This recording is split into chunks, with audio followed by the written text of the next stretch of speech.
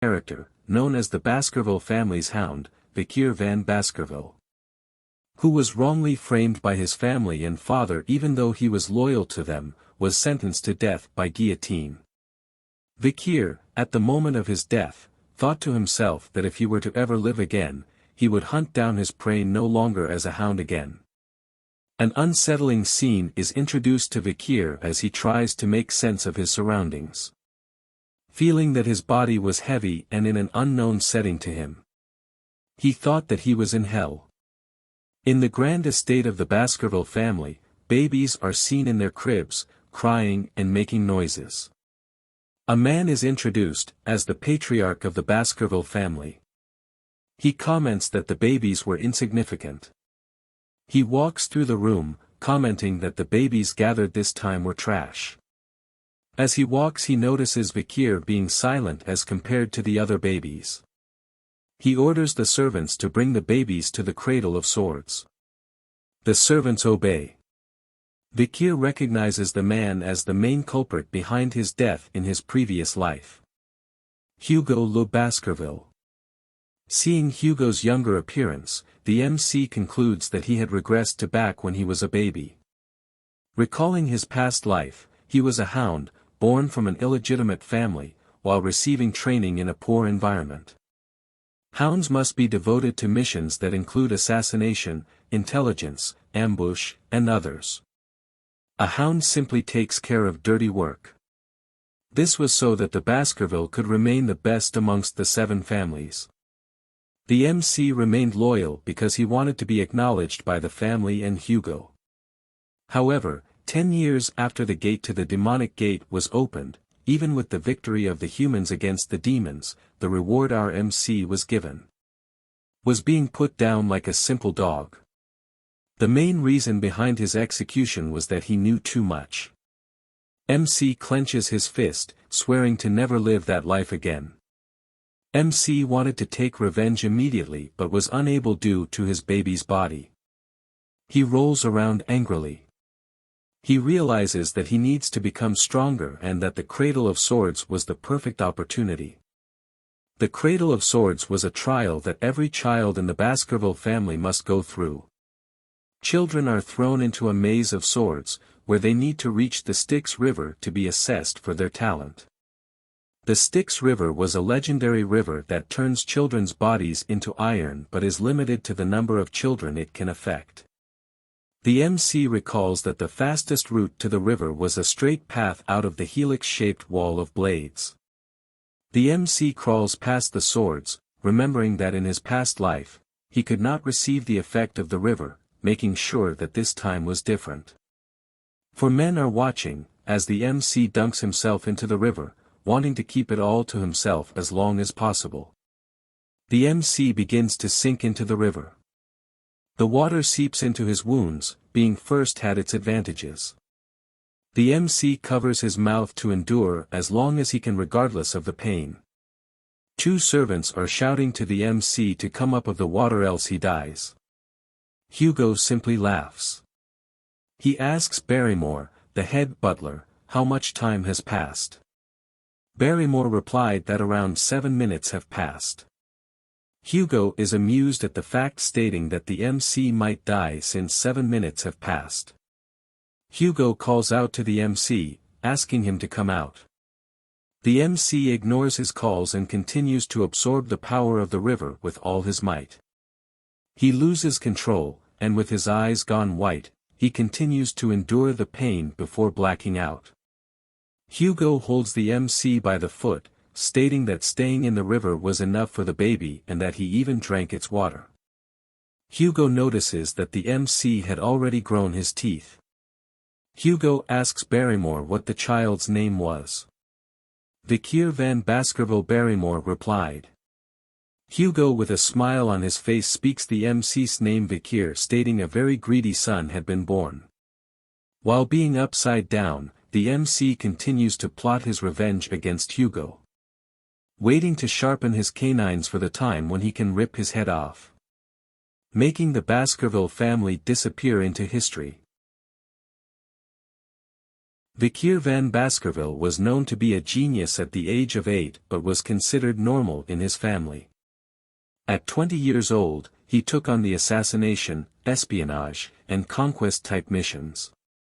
At 29 years old, he felt the limits of his swordsmanship compared to the others in the direct lineage of the family. At 30 years old, the demonic realm gate was opened, marking the beginning of the demon's clan invasion. At 35 years old, he endured the era of destruction, slaughtering monsters left and right. At 39 years old, the war came to an end with human victory. At 40 years old, Vikir was finally rewarded for his loyalty. The reward is defamation, false accusation, and the guillotine's blade. Vikir opens his eyes, looking at the ceiling, realizing it was a nursery. He flips over in excitement as this meant that he had successfully absorbed the power of the Styx River. A servant approaches and places a box in the crib of Vikir, saying why the madam would give such a thing. Vikir notices and wonders why anyone would give him a gift. The box opens slowly. Vikir is taken back, as a long dark figure slithers out of the box. The Vikir recognizes it as vipers called bloody mambas, thinking that the madam sent those here to kill him. Knowing who madam was, as few were called that in the family. The vipers hissed at the Vikir. Vikir quickly grabs both vipers by the throat while smiling widely like a blood-driven hound, as he expected such treatment from the Baskervilles. He strangles the vipers with force, thinking to bring down the family with his own 2 hands. Blood stains are seen on the bedsheet of the crib. The next day, the servants are shocked, seeing the Vikir sleeping soundly whilst surrounded by the dead bodies of the vipers. Orders were given to execute the nannies after being tortured, who was on shift the night the vipers came, but the reason for their appearance remained unknown. Only Vikir knew the truth. 8 years later, Vikir is sitting in class, listening to a lecture. The teacher talks about the different levels of swordsmanship. Sword beginners are those unable to use mana. Sword experts were those who could use even a little bit of mana. Sword graduators were those that could emit mana in a liquid-like aura form. The final level, where aura is solid and its form freely changeable, is called the Sword Master. He noted that the strongest member of the Baskervilles, Sir Hugo, was at the Sword Master level. The children are in awe of this fact. Vikir thought to himself that he needed to regain his strength just like in his previous life before his coming-of-age ceremony. The teacher notices Vikir being lost in thoughts and highlights his achievements. Having a strong body due to diving in the Styx River for 7 minutes. And that teaching him one thing would lead him to understand 100 things, being more talented than the others, knowing the patriarch would be happy with this. While Vikir thought of how long it would take to kill Hugo at the age of 8, a set of triplets grins widely as they stare at him. A hand shoves Vikir as he is called garbage van. It was the triplets. Having heard the weird rumors about Vikir being in the river for 7 minutes and strangling 2 vipers when he was a baby, they approached him. Vikir remains silent as he recalls his memories of these 3. Knowing that they were the ones to stab him when he was running away due to the defamation in his previous life. They were called the Hugo Baskerville Trident. We'll simply call them high, middle, and low. They shouted at Vikir to stop lying, stating that they didn't like him. Knowing they'll be troublesome in the future, Vikir decides to put them in their place now. High points a knife at Vikir, stating that his body was like steel since he was in the river for so long, making him immune to injuries from blades. High asked if he could test it. High calls Low. Low covers Vikir's mouth to stop him from breathing, stating he would eat his hand if Vikir endures for 3 minutes. Vikir decides to play along with their scheme. 1 minute passes, as High and Middle believe that the rumor was fake. 3 minutes pass, and they realize Vikir was good. 10 minutes passes, and they were too stunned to speak. They decide to let Vikir go. A crunching sound is heard as Low looks at his hand, and blood appears. Vikir spits as Lo screams in pain. High and middle shout at Vikir asking what he was doing. Vikir, with bright red eyes, as he wiped the blood off his smile repeated that they said they would eat their hand. High and middle refute back by saying they weren't scared of Vikir but Lo was afraid as he held his bleeding hand. High and middle stare at Lo in disbelief. They attempt to leave to find a priest to fix Lo's hand but the Vikir stops them. In anger, High stabs Vikir in the stomach, stating they were older than him. To his surprise, the knife didn't cut him. Vikir reminds them that being in Baskerville meant that power and talent are greater than age. High screams in pain, as Vikir twists his hand. Vikir, in Hound mode, grins widely and tells them to play till the end with him. High, in pain, shouts that the rumors were true as Vikir lets go of his hand, giving him a punch straight to the face. Middle and Lo are shocked as High falls to the ground with his teeth broken and nose bleeding. Middle attempts to fight but Vikir simply kicks him to the side with no effort. Get wrecked, son. Lo stumbles onto the ground, shocked at what had happened. Vikir tells him to not be afraid as he'll get better in no time once treated. But warns him as he picks the knife off the floor, that he won't be leaving the room. And that they had to live with the discomfort of their own bodies at this rate. Vikir offers one of them a chance to leave the room, as he stares at the knife in his hand. Lo asks which of them could leave, as the other two brothers hold their wounds. The knife is tossed to them as Vikir tells them to decide amongst themselves. Vikir slowly exits the room and mentions he can't wait too long and that it should be decided quickly. With blood-red eyes and a grin on his face, Vikir turns to them as the door closes saying at least one of them should live. As the door closes, the triplets are left in shocked, but soon stared at one another. Sounds of fighting and yelling could be heard behind the doors as Vikir stands to listen while smiling. The Triton of Baskerville have began to split. Barrymore reports to Hugo that another bloody situation have occurred with the Morgue clan in regards to the ruby mines, with the Morgue clan stating that it was theirs. Hugo says an opportunity in the future will allow them to discuss it properly and wonders what else was there to report. Barrymore reports that Vikir had scored the highest in the Titan exam.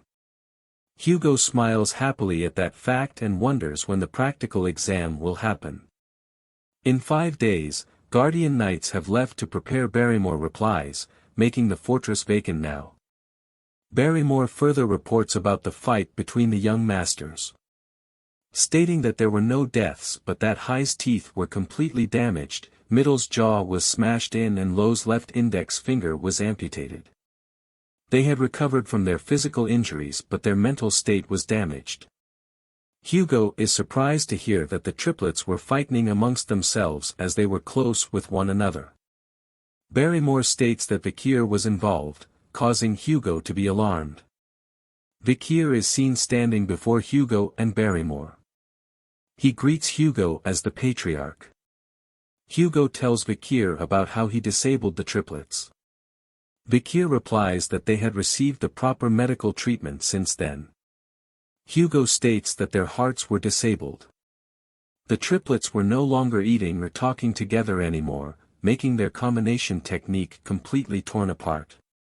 Vikir smiles in silence. Hugo asks if it was wrong that Vikir turned his brothers into a total mess. Vikir replies he was simply stronger and wonders if the stronger person is ever wrong. Hugo shares that his brothers had came before and forgiven him. Vikir recalls a past memory, where the youngest daughter of the family that Baskerville ruined paid Hugo a visit. She had become a nun and told Hugo she forgave him and offered him a mass. Hugo's response was as Vikir speaks it out loud that forgiveness is just an excuse made by the weak who cannot seek revenge due to their lack of strength.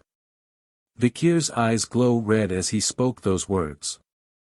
Hugo is elated at what was said as he smiles widely. Hugo recites the family motto, "Only the strong will reign supreme," weakness is a sin. Hugo rewards Vikir by allowing him to take any snack from the food storage. Just enough for him to carry. Vikir is happy and asks for chocolate as he thanks the patriarch for the reward. As he turns to leave, Hugo calls him his son and to do well on the interim evaluation, not to lose to direct descendants. Vikir is disgusted at what he hears but replies yes my lord anyways. Barrymore introduces the infamous chocolate enjoyed by the gourmands of the Morgue clan, saying it's the highest quality which was hard to get. Vikir declines it, saying he needs cacao beans that have a rich aroma. Barrymore and the chefs were confused at the request. Cacao beans colored purple called bloody beans were given to Vikir, each bean being able to produce 100 liters of chocolate. Vikir tastes them and is appalled by their taste. Barrymore wonders to himself, that Vikir must really like chocolate to eat such bitter beans on their own and that he was brilliant for finding a way to get chocolate even with the restrictions placed by the patriarch. The chef asks if he wants to process the beans, Vikir declines and takes them as is. Barrymore wonders if Vikir had such peculiar taste. However, Vikir did not get the chocolate to eat but to use them in the practical exam 5 days later. Up in the mountains, Vikir stands, grinning widely knowing that a huge catastrophe would occur that has never happened in the clan before. Children of the Baskerville family are put through strenuous events and early education from a young age. Being able to take their first steps meant they had to run up a steep mountain. Never allowed to lie down or be on their stomachs. Time to sleep is only ever with a monster corpse to adjust to tough environments. When completed, they turn 8 years old, starting their deadly evaluation. Bringing us to the practical evaluation, which is a survival exam. The young masters are gathered in a territory far end of the Le Rouge-et-Noir mountain. Pavlov, the instructor of the exam, instructs the masters on what needs to be done. Survive for 1 month while hunting large and strong monsters. 10 points were given for surviving. 30 if they survive without being disabled. Failing others and surviving 50 points. Surviving after beating a monster, 70 points. If all conditions mentioned were done, 90 points. Stealing badges from others make their points yours. Dying results in 0 points. 100 points do not exist. Pavlov reminds them of Hugo's lesson that a swordsman dies when they become arrogant. He advises them not to leave the designated area as the mountain contains many undiscovered things. During the exam, shadow dogs will hide and grade them. Gossip spreads amongst the candidates as they talk of the rumors about Vikir. Wondering if he was going to be good at the practical as well. Vikir smiles as he remembers the mountain. The triplets avoid looking at him. Pavlov rings the bell, marking the start of the exam, and praying for their fortune. The young masters instantly vanished, each with a plan of their own. The triplets argue with one another. The killing was not prohibited as it resulted in deducting points. Pavlov smokes a cigarette knowing that the shadow dogs will keep casualties to a minimum. A shadow dog is seen following Vikir. Wondering where he was going, looking forward to Vikir's skills due to his previous achievements since young. Vikir arrives at a huge tree, noting that the soft ground is best. He decides to live and take a break here as the shadow dog watches him. Shadow dog is shocked at him taking a break. Vikir gathers wood and is building things like in Minecraft as the others fight amongst themselves. The shadow dog is in disbelief as Vikir simply was gathering resources and wonders if he plans to just hide here. He decides to leave. Vikir takes note that he had left while reminiscing about the past. Before, a subordinate had told Vikir that cacao beans make fish less smelly and that bloody beans were the best. Vikir stares into flames and smoke knowing he had finished preparing. Deciding to start hunting as pits of spears are seen surrounding him. A few days have gone by as Vikir walks into the restricted area. Back when he was a scout, he could walk around here causally. He notes a burning smell and finds burning poop. Yes, poop is on fire in this world. Meaning only one monster has that kind of poop in this area. Vikir is happy to find what he was looking for. A beast with flames in its mouth stands above Vikir. It was a Hellhound. The Hellhound was a beast that swallowed the hellfires of the oil world, causing its body to become one with flames. Vikir was barely able to defeat one at the age of 18 in his past life. Being 8 years old now, it was impossible for him to defeat it now. However, Vikir, thanks to his past life, he knew a way to beat it. He dashes towards the Hellhound. Knowing that one of its weaknesses was moving in straight lines only, making it hard to change directions but easy to dodge. The Hellhound is stunned that Vikir dodged. Vikir opens a bottle with water, spraying it across the ground as it was another weakness for Hellhounds. They could not step across any volume of volume. This causes the Hellhound to avoid the water on the ground as it runs towards Vikir. Thanks to the water, it exposes another weakness that all canines have, opening its mouth while running. Vikir takes a step back as the Hellhound lunges at him with its mouth open, the exact moment Vikir waited for. Vikir flicks something into its mouth, and causally dodges the Hellhound as it tries to circle back to Vikir. However, the Hellhound feels something was wrong and stumbles to the ground whimpering. Vikir reveals that chocolate was poison to canines, and since one bloody bean could make 100 liters of chocolate, it was the ultimate poison for it. The Hellhound lays on the ground whimpering, unable to move. Vikir walks towards it drawing his sword, looking for where the ribs aren't present to target its kidney. The Hellhound whimpers in pain as the sword pierces its body. Vikir does the final blow and a blue essence forms from the body. It was called XP or Karma, created when you catch monsters after energy accumulates in their body, making them stronger. Vikir absorbs it, making the short sword he wields lighter. Vikir is happy as he'll be able to catch up to his regression state before he is of age. He wonders what Hugo's face would make when finding out that an 8-year-old brought back a monster whose rate is B+. With this monster, Vikir secures first place in the practical test and has decided on what reward to get. The reward is a book that only he knew its true worth.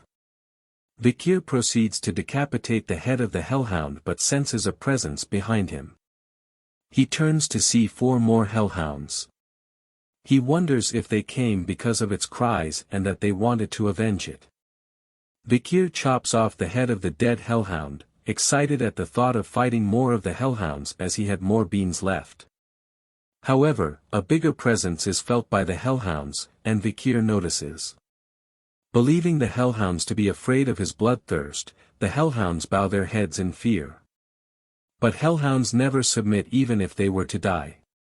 Vikir realizes something and turns around to see a 3-headed figure. A Cerberus? Vikir is alarmed as it has a rating of A+, but it was supposed to be at the 7th ridge. Why was it here, Vikir thought. Vikir notices wounds and blood dripping from its body.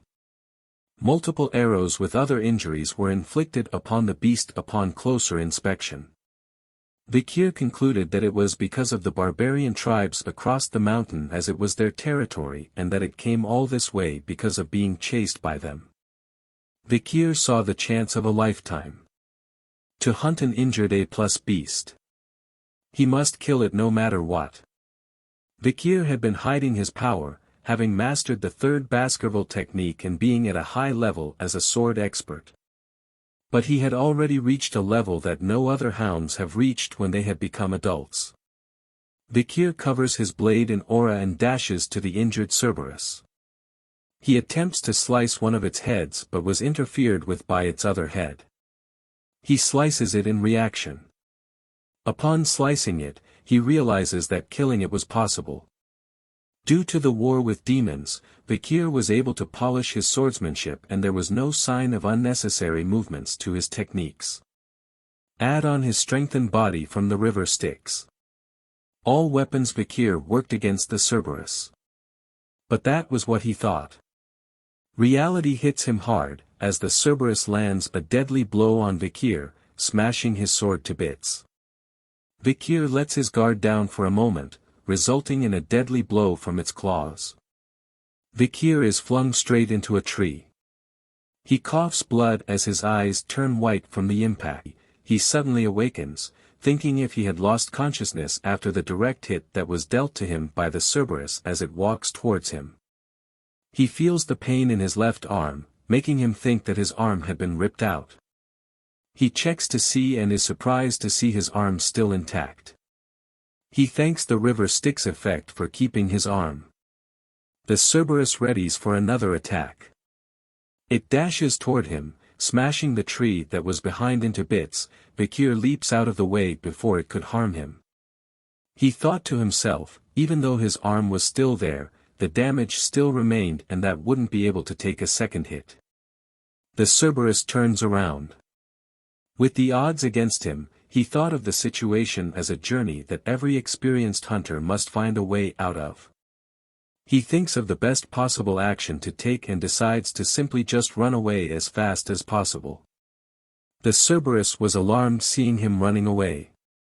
It chases after him. Vikir thinks that he was lucky that the Cerberus was injured, else he would have been torn apart by now as he continues to run away from it. He just has to make it past the iron fence, making him exit the restricted area. Vikir leaps over the iron face and readies himself to reach the place he had prepared beforehand as the Cerberus reaches the iron fence as well. If he was caught before reaching that place, it would be the end for him. The Cerberus rips apart the iron fence with its face, roaring loudly as it continues its chase. Dashing through the trees, he looks around to spot the area. He notices a pile of wood in front of the tree, making it the area where he was supposed to be. He runs with all his might, just a little bit further, he thought to himself. A bit more. He screams as the Cerberus chases right behind him. Realizing it was the perfect moment, he leaps into the air just as the Cerberus opens its mouth to attack. A single step forward onto a marking causes it to sink into the ground. Vikir lands on his back, safe from its attack, breathing heavily. While the Cerberus was met with many spears hidden in the ground below. He welcomes it to the Cradle of Swords. Wiping the sweat off his face, he was happy that the traps he made for Hellhounds were useful against the Cerberus. Bloody beans were spread onto the spears that were in the ground. Being the same species as the Hellhounds, the Cerberus was poisoned easily as its two heads cough vomit and are in pain.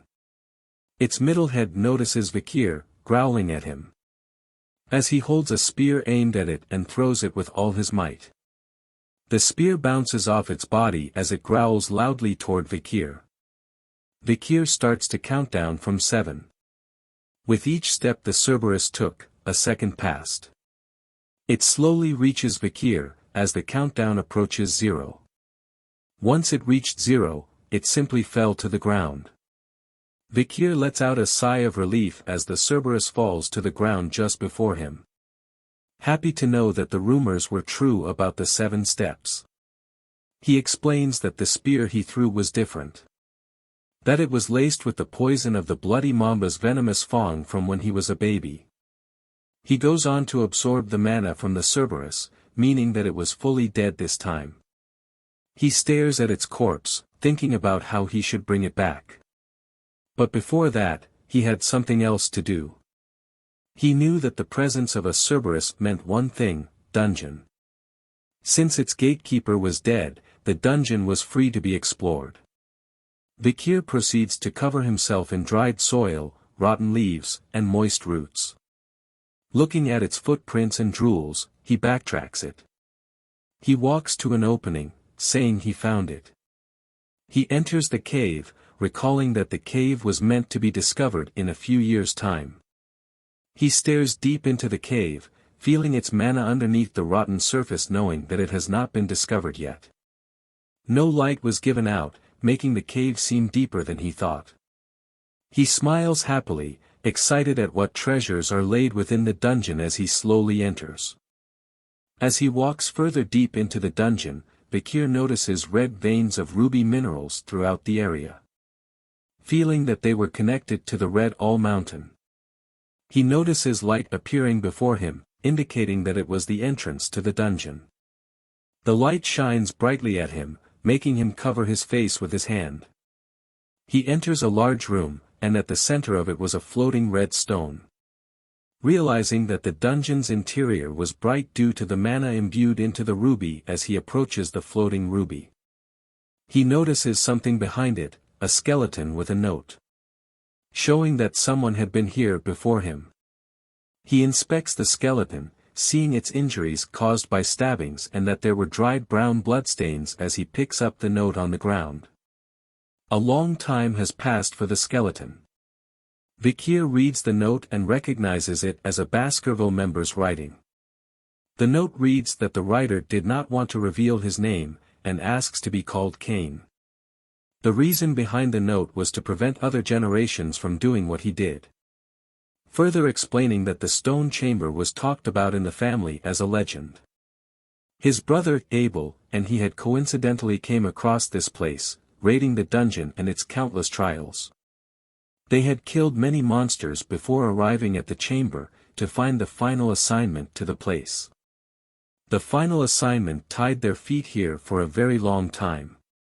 3 years to be exact. Vikir can't believe that they stayed for 3 years, hinting that the brothers really wanted the treasure and that the final assignment was somewhere in the chamber. He looks at the stand of the floating ruby and sees some writing. When entering it's 1, but once inside it's 2, when leaving it's 1 was the riddle written on the stand. The note continues, with the brothers contemplating the ominous text forever until they came to a conclusion. The fact that they were twins meant that they were once one in their mother's womb, but when given birth they became 2. Meaning to get the treasure they had to become one again, and only one of them could leave with the treasure. After a fierce battle, Cain killed his brother and there was only one left in the stone chamber. But there was no change at all. Cain wonders why the treasure did not appear even after killing his own brother. He wonders why screaming. He decides to leave, wanting to tell others that found this place to leave immediately and that there was nothing to obtain in this devil's den that only serves to taunt humans. Vikir concludes that the brothers had done all sorts of things, only to leave empty-handed. Knowing that he had no twin, Vikir believes that the brothers had misinterpreted the text as he looks at the ruby. Thinking of the riddle once again. He thinks hard, knowing that no dungeon cannot be beaten. Upon looking at the skeleton again, an idea comes to mind. Vikir figured it out. Stating that the brothers were unlucky due to being twins, and that idea had they fixed to it. He mentions that the answer lies in the dungeon as he reaches for the ruby. Saying that when he entered the dungeon, he was 1. But as soon as the ruby light was cast upon him, he was 2 due to his shadow. He smashes the ruby into pieces, knowing that without its light, darkness re-enters, making the stone chamber open its final stage. The riddle answer was shadow. Pieces of the ruby that fell to the ground started to rise up, and energy from the rubies opens the passageway in front of Vikir. Vikir smiles happily as the final stage opens. Revealing a sword, the relic of this devil's den, the cause of the brothers' death. The sword glows red with an evil aura. The text below it states that only those with Baskerville's blood can wield Beelzebub. He was shocked to find that the sword was Beelzebub as he stands in front of it. He recalls reading a picture book during his childhood about the gluttonous fly, Beelzebub, who was an unprecedented great monster that invaded the lands in the old legends as part of the devil's holy constellation called the 7 Calamities. To stand up against the 7 calamities, the heads of each of the 7 families took one each. The first patriarch of the Baskerville fought against Beelzebub. Remnants of Beelzebub were stored in the lands of the Baskerville. Its demonic energy was said to lure monsters, an old legend that no one believes now. But the legend was true, as the sword was taken by the demon clans, resulting in countless deaths among the humans on the battlefield. Vikir grabs the sword in excitement, saying that it won't happen again, as the sword was now his. As he holds on to the sword, it lets out a ferocious energy as if it was howling. He grunts loudly as the sword seems to be absorbed by his hand. The sword places itself into Vikir's hand before appearing as a blade from his arm. He mentions that he was lucky to have a blade made from a devil's holy constellation, as the blade exudes a murderous aura. His red eyes glow similar to the blade as he raises it to his face, wondering how much stronger he'll be in this life. Looking around, he realizes that there was nothing else for him to take and prepares to leave. But he feels something was wrong with his body. He stumbles onto the ground, wondering what was wrong. Was he dizzy? No, he was hungry. The blade makes noise and Vikir wonders if it wants to eat something. He leaves the dungeon, holding his stomach in hunger. Hunger was ringing inside his stomach. Noting that his sense of smell had improved as he smelled something delicious. The sword pulls him along, much to his surprise, wondering if there was something to eat in the direction it was pulling him to. He reaches the corpse of the Hellhound he had killed before. The blade shoots out a tube into the corpse. As it absorbs the blood, Vikir feels his inside were getting back to normal, guessing he was starving for a long time. He hoped that the mountain's dried condition was not due to the sword's hunger and wondered how long it takes to feed it. Beelzebub makes a happy sound as it had eaten well and has absorbed the Hellhound's ability, hemorrhage. Vikir wonders if this was Beelzebub's inherent ability. Beelzebub was the glutton of files and was said to possess the power to absorb its enemies' skills as its own. Since its absorption amount was close to infinite, many people lost their abilities and became obsolete. But due to its hazard, Vikir could absorb 3 skills only for now. He describes the Hellhound's ability as a skill that constantly pumps out the blood of its opponent even through its smallest wounds. Realizing he could steal abilities, he looks at the Cerberus corpse. Beelzebub grows excited at the thought of feeding on it. Vikir is alarmed and asks it to wait. He explains to it that it can't eat all of it as if it was too damaged. He couldn't explain it during the autopsy. He thinks silently as Beelzebub makes constant noises as it consumes the corpse. He slaps Beelzebub, saying he had enough. Beelzebub was upset but had gotten 2 new skills. He had even absorbed the power of the sewer rat underneath the Cerberus. Vikir picks up the rat, happy that he had absorbed many powerful skills this time.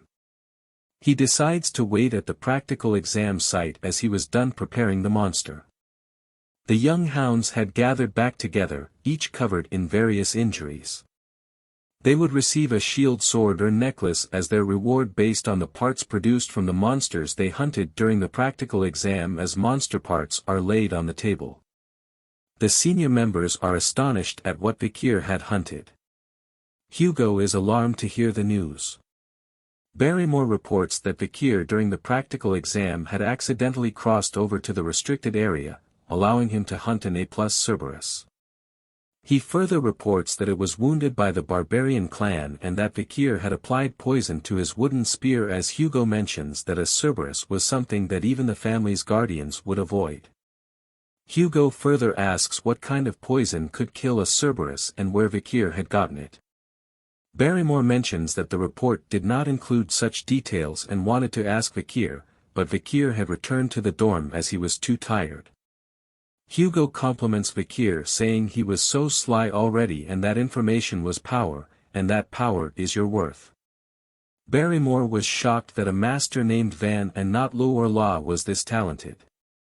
Hugo replies that he was unlike the previous leaders. He didn't discriminate against a hound based on its bloodline when raising them as long as it had enough talent and spite. Adding on that there were mutts that came from the royal bloodlines, asking if Barrymore understood him.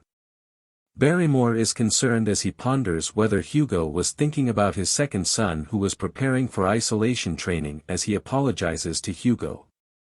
Hugo says it's alright and asks for Vikir to be summoned. Vikir stands in front of them with a smile on his face. Hugo asks how he caught the Cerberus during the exam. Vikir says that he placed the chocolate on his wooden spear, saying that it was lethal to canine monsters. Hugo asks if that was the reason why he asked for chocolate before, and Vikir says yes. Barrymore thought to himself if this is how fathers and sons usually talk to one another as they didn't greet each other. Hugo further questions Vikir on why he did not respond, and the butler asked him about the hunt. "He wasn't my master," Vikir replied. "Who is your master?" Hugo asks. "The master of the clan, since he belonged to the clan," Vikir responds. Hugo is happy with the reply. He rewards Vikir with the corpse of the monster and grants him a wish. Vikir wishes to be granted access to the 10,000 Epistle Library. The 10,000 Epistle Library was one of the largest libraries in the Empire and resided deep within the heart of the Baskerville clan. Hugo ponders, asking if he knew that only the patriarch and second in command along with their direct descendants were allowed to enter. Vikir says that if it was not permitted, he would give up on it, thinking that he needs to sneak in instead. Hugo grants him access, much to Vikir's surprise. He asks him to read the 6th technique of the family located within the 6th restricted zone deep inside the library. Vikir is stunned as he was just given permission to learn a technique that an illegitimate child was not allowed to. Recalling that Hugo's current level was the 7th technique and that in his past life, Hugo had reached the 9th. Remembering the discrimination he faced in his past life, Vikir promises that in this life, he will surpass Hugo. As he will obtain the greatest essence of Baskerville, a textbook containing the teachings of the first patriarch who subjugated the 7 great disasters. Hugo stares at Vikir, looking forwards to his progress, and wishes him luck. He bows his head thanking Hugo and saying he'll surpass his expectations. 2 guards stand in front of a large door. Vikir enters the room, leading to the library. He stands there saying it was the first time he came in person. He searches through the books, seeing the names of the books that he had wanted to learn in his past life. Knowing that any illegitimate child could not learn any of the advanced techniques to ensure that they do not bare their teeth towards their master, this was a defense mechanism the Baskerville family had created. A book is locked with a chain and he wonders if this was the book. Vikir takes out a key, not believing that Hugo would offer him the book on the 6th technique, an opportunity that was never given in his previous life. As he turns the key in the lock, he wonders if Hugo thought that he couldn't memorize the technique in a day. As he reads the book, Vikir recalls that due to his past life, he had memorized the theory behind the 1st to 4th techniques till he was sick of it. He did it so that he could deduce and speculate the theory behind the 5th technique.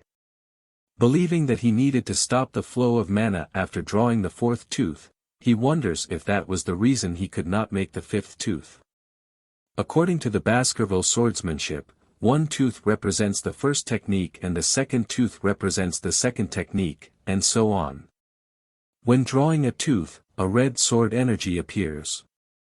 Vikir flips through the book, stating he didn't care about the 6th technique and that the real reason he came here was different. He returns to the guards, who were surprised to see him come out of the library already.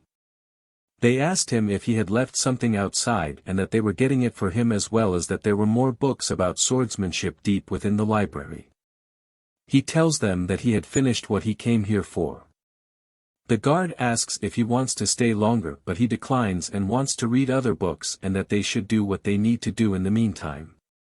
As Vikir walks to the spiral staircase, the guards whisper to each other saying that the place he was going to only had miscellaneous books and that if they were Vikir they would be busy reading the books deep within the library.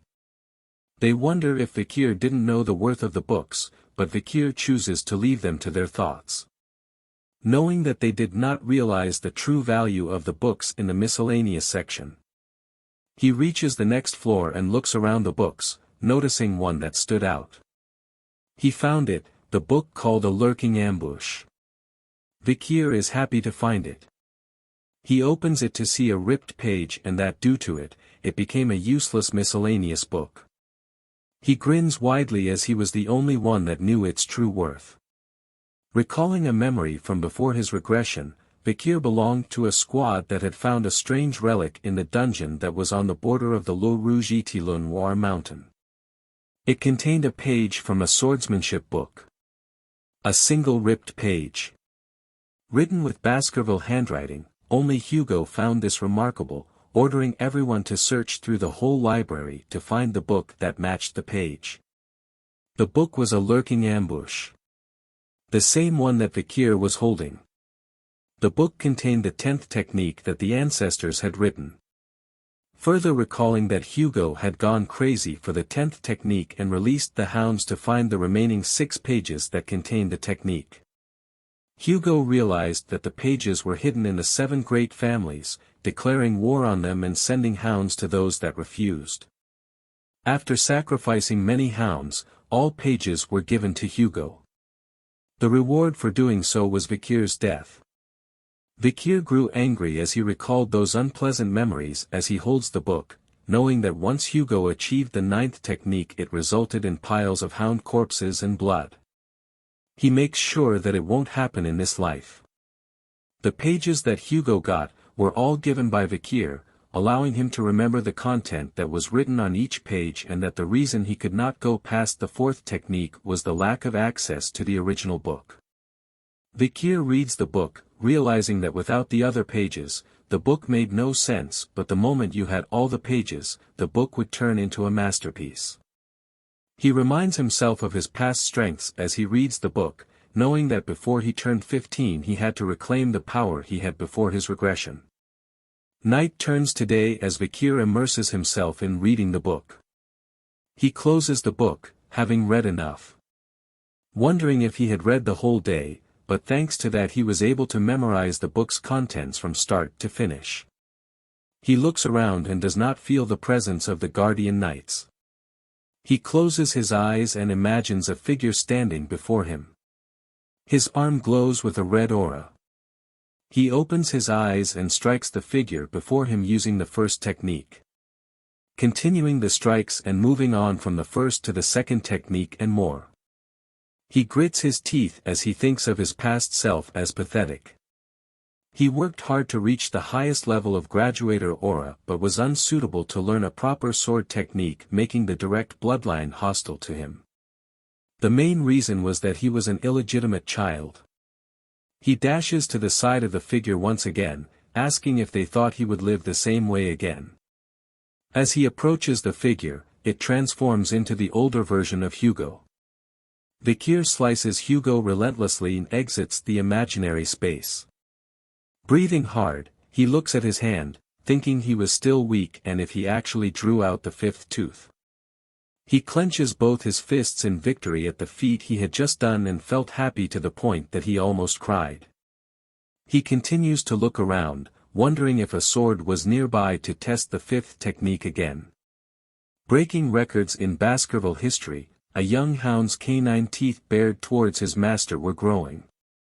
Finally succeeding in drawing the 5th tooth, Vikir believes that he could reach the level he was at as long as his mana could support it. Smiling happily, he notes that his mana capacity had increased and reached another level. A red liquid aura covers his hand, showing signs of a graduator. Vikir had gone from a high-class sword expert to a low-class graduator. A point that had taken him 30 years to reach, but he reached it at 8 years old now.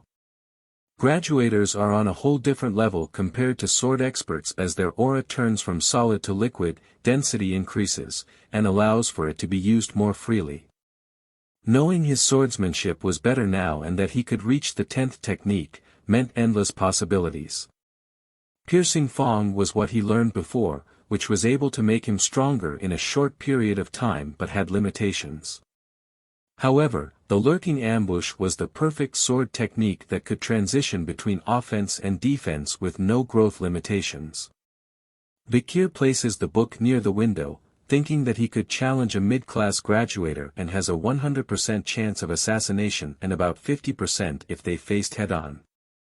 The only problem he had now was how much to show Hugo. He couldn't show too much or too little of his strength as he takes out an object from his pocket.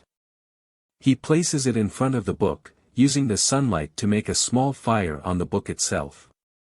Vikir grins to himself at what he just did. The book is set aflame as he makes it impossible for other to reach the 10th technique and that he was the only one that knew how this time. The guardian knights appear behind him, asking what the smell was. They question Vikir, and he replied that he accidentally left the magnifying glass around and burnt the book. The guards are relieved to hear that only a useless book was damaged. Vikir asks the guards if they should bother with such a small thing since there were bigger problems to handle. The guards agree to keep it a secret if Vikir agrees. Vikir agrees and proceeds to leave. The guards are happy and think of him as a nice person deserving their respect as he walks away with a smile. Vikir appears before Hugo and Barrymore once again. Hugo asks if he had reached enlightenment. He replies sort of. Hugo asks what he had learned, and Vikir mentions that he felt something warm and sharp yet soft and viscous. Both Barrymore and Hugo are alarmed at hearing this. Barrymore wonders if it was an aura. Aura was something that only 15-year-olds could obtain after years of training. Hugo thinks to himself about why he was getting excited for over an 8-year-old and asks Vikir to show him. He accepts happily. An arena is showcased. Many young masters are confused as Vikir is seen standing with a sword. Barrymore asks Hugo how he intends to test his skills. Hugo replies that a monster will be released. The gate opens and a huge orc exits with chains all over its body. It growls loudly with menacing red eyes. Other young masters in the stand are shocked to see it as they wonder if an 8-year-old could take on an orc by himself. Vikir and the orc are standing face to face. Hugo waves his hand, signaling to the knight to remove the orc's chains. It screams out powerfully and rushes towards Vikir. Vikir takes a prepared stance as it comes towards him. With a calm expression, he slices the orc's arm off with a single swing. Everyone was shocked at what happened. The orc is stunned at its wound. Vikir wastes no time and dashes low to swing at its leg. He slices it off in one strike again, causing the orc to fall to the ground. The orc remains confused at what happened to it. Vikir looks back, thinking that the orc was confused about why it was bleeding for the first time and that its regenerative skill won't activate. It was due to the skill of the bloodhound. It overpowered the orc's ability. People in the stands are wondering how he was that strong. Hugo stares, thinking deeply. Vikir looks at him, knowing he was trying to determine what he learned in the library, and proceeds to show him what he wants. Hugo and Barrymore looked alarmed. Vikir had revealed Aura Blade as his sword is covered in a strong red aura. The orc tries to get up, but senses a red presence approaching it. Its head was smashed to bits as Vikir slashes through it like butter with a quick dash and his sword was covered in the aura. Hugo is shocked from his seat from seeing that red aura from Vikir. Barrymore congratulates Hugo on witnessing the birth of a genius, making Hugo wonder if that was it. Barrymore further states he had not seen this kind of talent from the other families. Hugo stops him noting that something was wrong with the orc. Seeing its blood not stopping even though orcs were famous for its regeneration. He pushes Vikir's victory as a result of the orc being weakened while Barrymore wonders why he can't express his happiness. Vikir calls out to his father and asks if there was anything stronger with a smile on his face. Surprising Hugo. He tells his father to wait, asking with a smile if there was anything stronger than an orc. This shocks the crowd. He thinks that it would be better to show off his power to a certain degree, hoping that his progress will allow him to be separated from Hugo. Hugo agrees with Vikir and asks for a creature that they captured from the barbarian raid to be released. The beast was starving since then. The crowd is shocked once again. But Vikir looks happy. A troll was his new opponent. It growls at him. Vikir asks Hugo if he could start right away. Hugo says he may. He rushes to the troll. The troll attacks Vikir with a mighty punch. He dodges and is annoyed, and decides to back away from the troll. The crowd is confused by his actions as it was the perfect moment to attack. Hugo agrees with his actions and that it was the right move due to the troll's Regan powers. Vikir continues to dodge its attacks. The troll begins to breath heavy. The crowd calls Vikir a genius at 8 years old and that his plan was to tire the troll out first. Vikir thinks that it's too slow and that he needed to act but is unable to unleash his full power as it would make it troublesome for him. Instead, he decides to use the troll's power against itself as he slices its arm. The troll falls to the ground, holding its bleeding shoulder. The crowd praises Vikir for what he has done. Vikir thinks that the first technique was not enough to slice the troll's thick skin. Hugo asks him to stop as it could become dangerous, but Vikir tells him he was almost done. He realized that he was getting an epiphany and that he'll give up if he can't kill it in the next attack.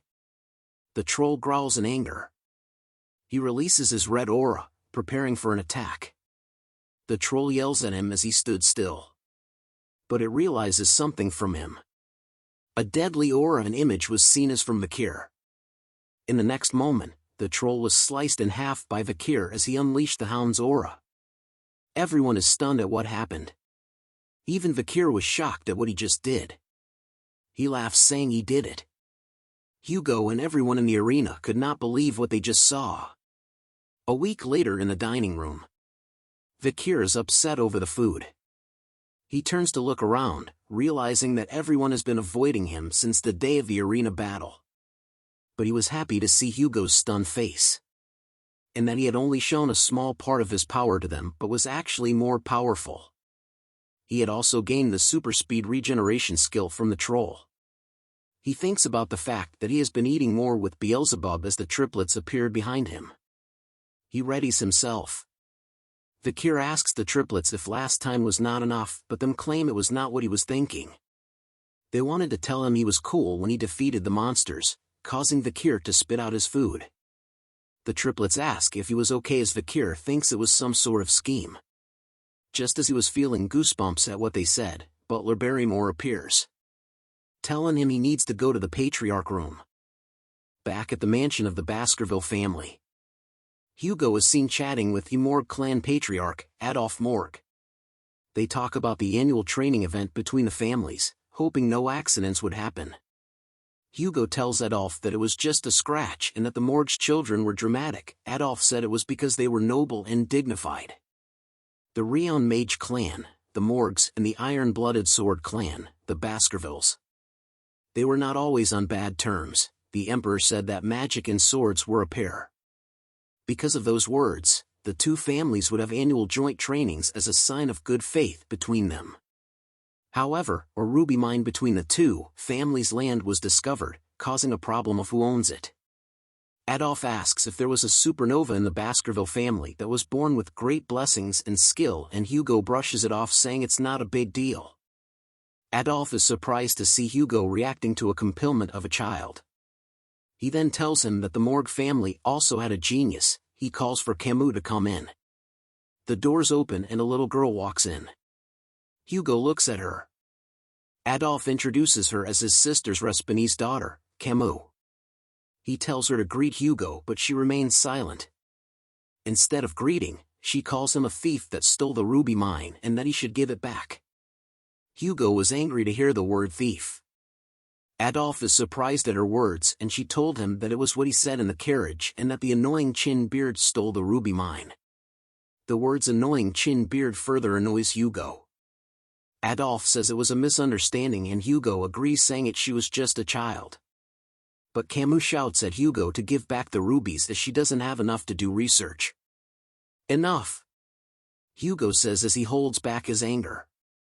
Adolf holds Camus tightly, asking what Hugo plans to do to the child, as Hugo states that the morgues didn't teach manners at all. Adolf asks if he was threatening an 8-year-old girl. "I guess the morgues didn't teach their children to not envy what is others," said by Vikir as he enters the room. Adolf wonders if Vikir was the supernova and realizes that Camus was missing. Camus appears in front of Vikir asking what he just said. Vikir hears her name and recalls her as the morgue's clan iron-blooded empress, Camus Morgue. She was known as the genius among the genius even in the Morgue clan that raised countless mages. At her peak she killed all monsters and barbarians in the Lenoir Mountain by herself, burning them to death on spears, creating her legend. Vikir also remembered that her beauty was captivating. Camus yells at him, saying that the ruby mines were hers and not his. "You sure came a long way just to throw a tantrum," Vikir replies. The leaders notice something. Flames erupt from Camus due to the word tantrum. She tells him that he'll explain why the ruby mines belong to her so that a stupid dog could understand. Vikir simply smiles, saying that would be fun. A replica of ice is made. Everyone in the room was surprised by this. Camus says she'll explain it. Vikir was upset as he expected them to fight. She explains that the ruby mine was located in the area between the morgue and Baskerville called Joint Security Area, and that the problem was that the entrance was located in the morgue area but the mine runs underneath the Baskerville area. Adolf was happy while Hugo became upset due to the explanation. Vikir adds on saying that the Baskerville doesn't need to mine the rubies as they were meant for magic ingredients. But he calls her an idiot as no one would allow someone to enter their lands based on a few pennies. Hearing this made Camus angry. She points to the sculpture, pointing to which side belongs to each family. She moves her arm across both areas, asking whose arm is this then? Vikir repeats her question back to her and grabs her arm. "Mine, of course," Vikir says, making Camus blush. She stutters, wondering why she was his. Vikir tells her who said you're mine, much to her surprise. He grabs the knife, shocking Adolf and Barrymore. He smiles while showing the knife, saying that only her arm belongs to him. Both Hugo and Camus are shocked at what he said. Vikir holds her arm high, ready to cut it with the knife. Camus tears up and screams for her uncle to help. Adolf appears behind Vikir in an angry state, telling him to get away from his niece now. He lets go of her arm, allowing her to run to her uncle and hug him. Adolf yells at Hugo, saying, "What the hell is this matter?" Hugo remains silent and turns to Vikir. He tells him that he has gone too far with his joke. Vikir apologizes, saying it was a common joke in the family and that the knife was fake. Adolf was shocked to see that toy knives were given to children as Vikir bows down to him, saying he was sorry. Hugo tells Adolf that he was getting too involved in the children's play and that he had some ideas regarding to the ruby mines that he should hear. He tells them that they should compete in friendly duels first, as Camus tells Vikir that he better watch out and she won't forget this.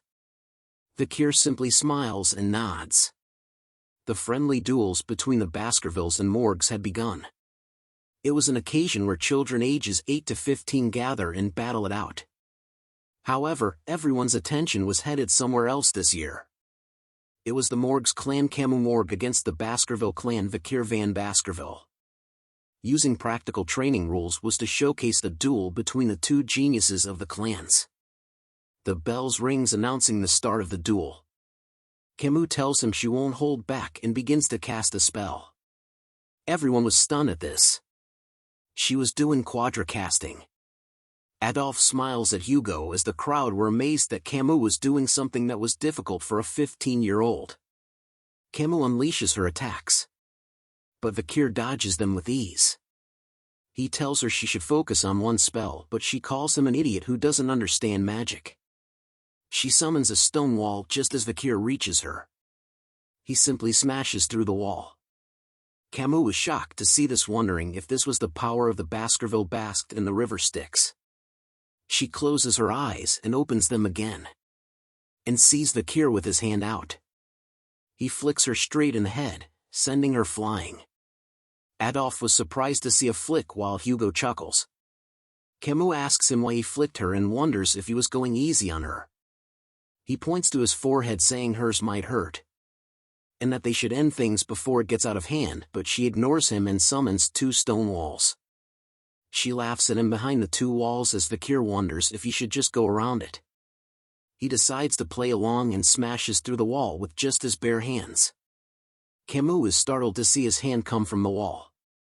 Vikir now asks her whose arm it was that crossed the wall, and tells her as he flicks her forehead, the stronger individual. He smiles as Camus falls down again from the flick.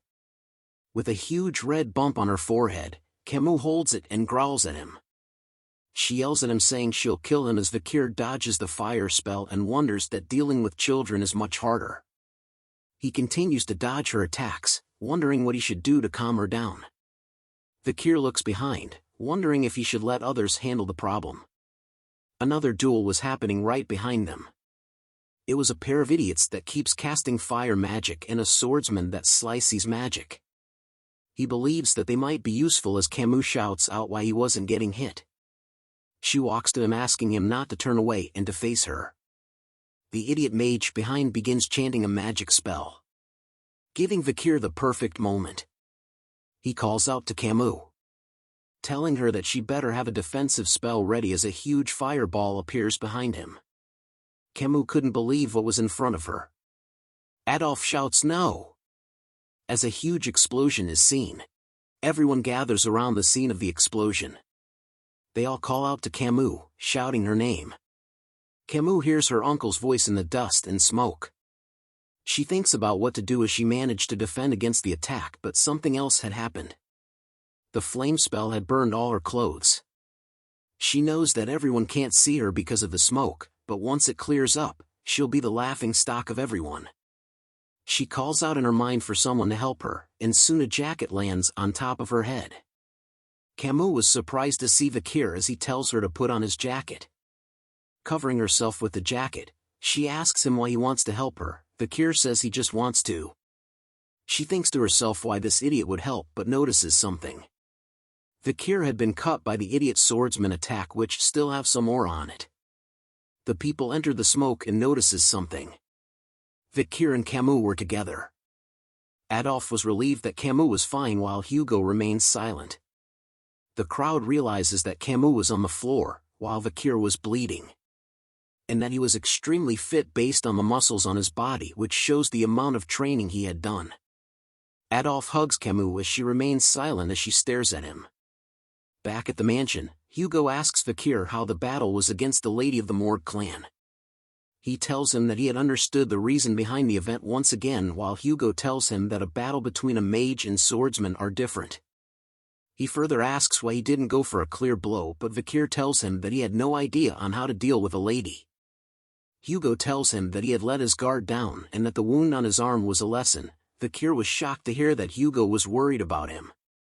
He remembered from his past that Hugo was so cold, so strict, and so brutal because he had lost his first wife and eldest daughter. But he thinks it's not his problem as Hugo asks him what they should do with the ruby mines. He tells him that they should give it away. Hugo asks why. Vikir explains that the main purpose of the Baskerville clan was to grow its territories and that the monsters and barbarians near the ruby mines are a problem, and that they should utilize the Morgue clan well to deal with those problems, which helps to minimize their losses with the expansion into that region. Hugo tells him that he was right. Vikir further explains that once the Morgue clan claims the ruby mines, all they need was to push the monsters and barbarians into that region, allowing for them to take care of all the problems at once. Hugo likes the idea that the rubies will be bathed in the blood of their enemies and that the Morgue clan will think twice before entering their area. He rubs Vikir's head, telling him that his idea was 90% aligned with his, as Vikir thought to himself that the idea was originally Hugo's idea from the past. Vikir tells him that they needed to keep an eye on the Morgue's movement. Hugo tells him he had increased the number of hounds scouting the area. As they walk further, they encounter Adolf and Camus waiting for them. Adolf asks if they could talk once again before they return, as Camus blushes while hiding behind Adolf. Back at the room, Hugo asks what they wanted to talk about. Adolf tells him he needs to mention one thing. He wanted to discuss other ways to resolve the issues of the ruby mines other than paying for it. Adolf suggests an engagement. An engagement between the Morgue and Baskerville clan. Hugo asks which child did he have in mind. Adolphe proposes the eldest son of the Baskerville and the eldest daughter of the Morgue clan, Camus. He praises her, saying she was the best. Hugo tells him that the eldest son was 25 and about the age gap.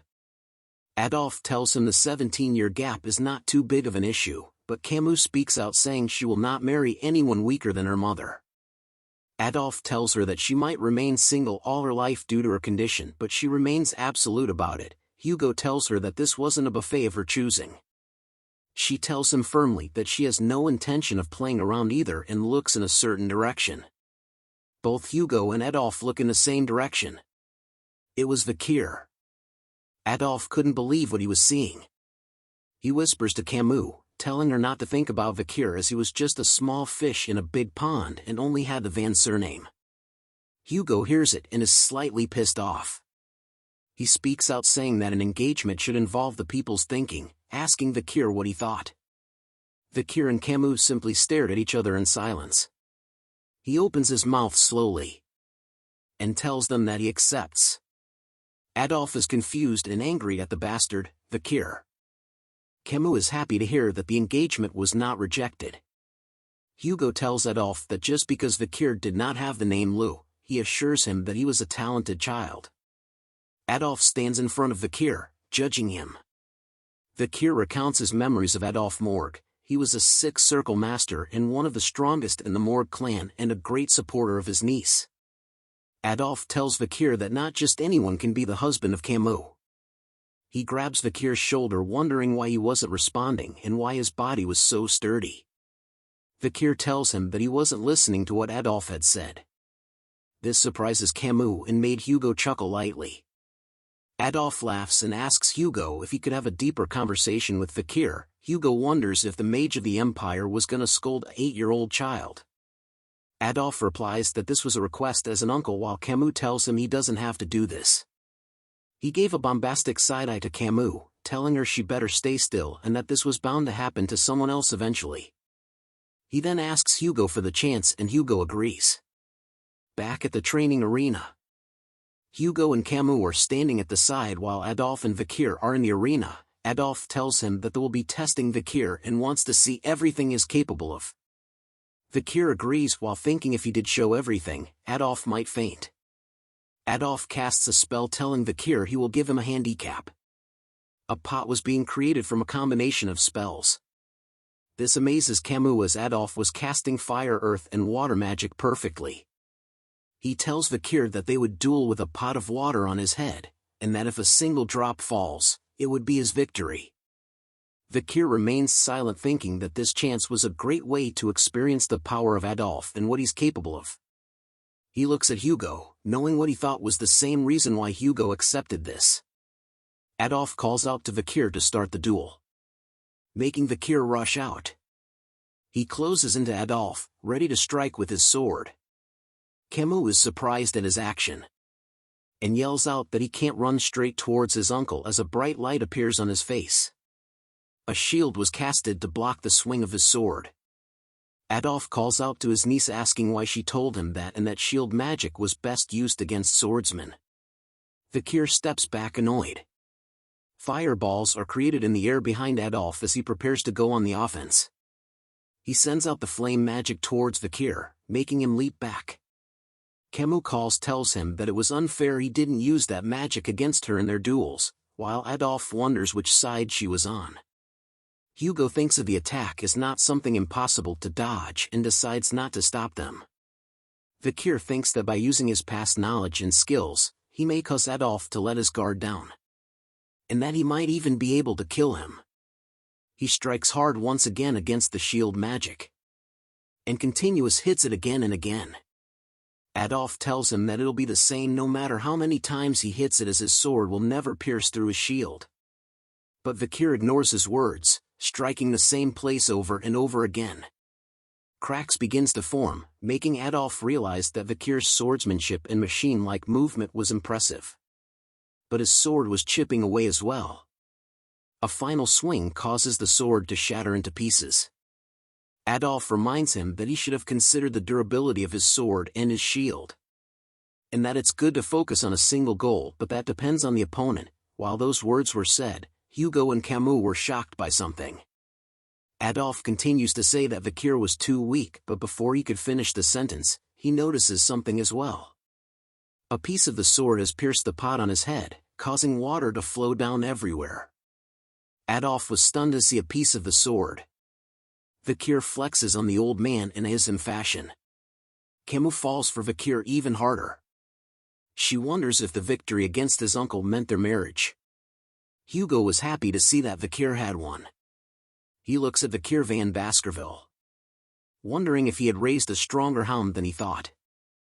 7 years later at the Baskerville training grounds. A huge furry beast with horns is growling loudly. It roars out loud, shaking the air around it. But the hounds stood still, unafraid of it. It rushes towards them, making the hounds leap in the air, striking the monster. The hounds surround the beast, as the beast strikes all of them. Staffordshire Baskerville was the shadow hound looking upon them.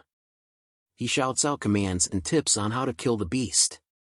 When all of a sudden, 3 hounds dash forward past everyone. It was the triplets. They strike the beast easily. They smile happily at what they did. The intruder was amazed at their skills and dark crimson aura which was suited to the Baskerville family as the monster stood in a daze from their attacks. The hounds see the chance and prepare to kill it. Blood is splattered all over the ground. The instructor praises them, telling them that they had become low-rank sword experts and that this marks the end of their 7-year training. He warns that while this monster was caged, even he cannot handle the older ones that were more tenacious, and that the monster they face today will be incomparable to the ones they will face in real life, and that death occurs much more easily than they think. He gives them one final advice: either use your bloodline to overcome it or build experience to survive. He salutes them, congratulating them on their graduation and wishes them good luck in the future. The graduates discuss amongst themselves on which order of the Baskerville they wanted to join, as the family had 7. Each of the order represented a different job, from watching, searching, guarding, assassinating, suppressing, all-out warfare and others. But they soon wonder about a certain someone and what he would join. It was Vikir van Baskerville. Vikir notices that others were looking at him, hearing the rumors that he had killed a larger ox bear than the one they faced and that he was already a high-rank sword expert. He ignores the gossip and thinks that it took longer than he thought. HI's current level was at intermediate rank at the 5th Baskerville technique, but only considering swordsmanship, he had surpassed his past self. But he still thinks his progress was too slow, as Barrymore appears telling him that the Patriarch was looking for him. Barrymore tells him that his assignment had been decided. Back at Hugo's room, Vikir greets him. He asks how he had been. Vikir notices a scar on his nose and asks what had happened. Hugo tells him he got it from subjugating the barbarians on the mountains and that one of the archers got the better of him. Vikir asks if he had captured them, but Hugo tells him no, instead he gave a similar scar her face. Hugo congratulates Vikir as he wonders if he was going to talk about the assignment. He recalls his past life, that there was part of the Pitbull Order and was sent away for 21 months on the Lenoir Mountain, constantly in battle. And that children in the family were split apart, expendable ones were sent to die in battle, while the important one were taught about politics and administration. That was why the 5th technique exists. It allows for the elite members to catch up to the expendable ones in terms of swordsmanship. Hugo calls out to Vikir, telling him to try the lower house of Parliament, which surprises him. Hugo explains that the lower house was to teach him about the politics and business of the Baskerville family. Vikir couldn't believe that Hugo wanted him to take the elite course. He praises Vikir for his achievements and that he was a genius, and that his position will be the deputy consul of the underdog city, as both consul and deputy consul positions were vacant. He asks if Vikir will accept. He accepts, but says he has to mention one thing. Vikir talks about the incident with the Morg clan over the ruby mines. And so he requests to borrow something as part of his reward. This shocks Barrymore. He tells Hugo if that his request was too much, he could deny it. But Hugo allows his, with saying he trusts him and that he would not do anything foolish. Vikir tells him he won't do anything to worry him, still not comfortable with him calling Vikir a son. As Barrymore and Vikir leave the room, Barrymore tells something to Vikir. That Hugo treasures him deeply and that was why he did not dispatch him into battle immediately and that this was a form of kinship between them. But Vikir tells him that only happens if he does a good job. He recalls his past memories, where he was betrayed and killed by Hugo, feeling the sensation of when his head had rolled off the guillotine. With deep hatred in his eyes, Vikir promises that Hugo will experience the same sensation in this life. At the Baskerville territory called Underdog, we arrive at a beautiful mansion. A bald man is telling a pair of servants that the mansion and area has to be squeaky clean by tomorrow as the new deputy consult from the Baskerville family will be coming. A servant wonders what kind of person the new deputy would be and hopes that the person would be experienced in business. The servants continue to talk as Vikir walks by, catching their attention.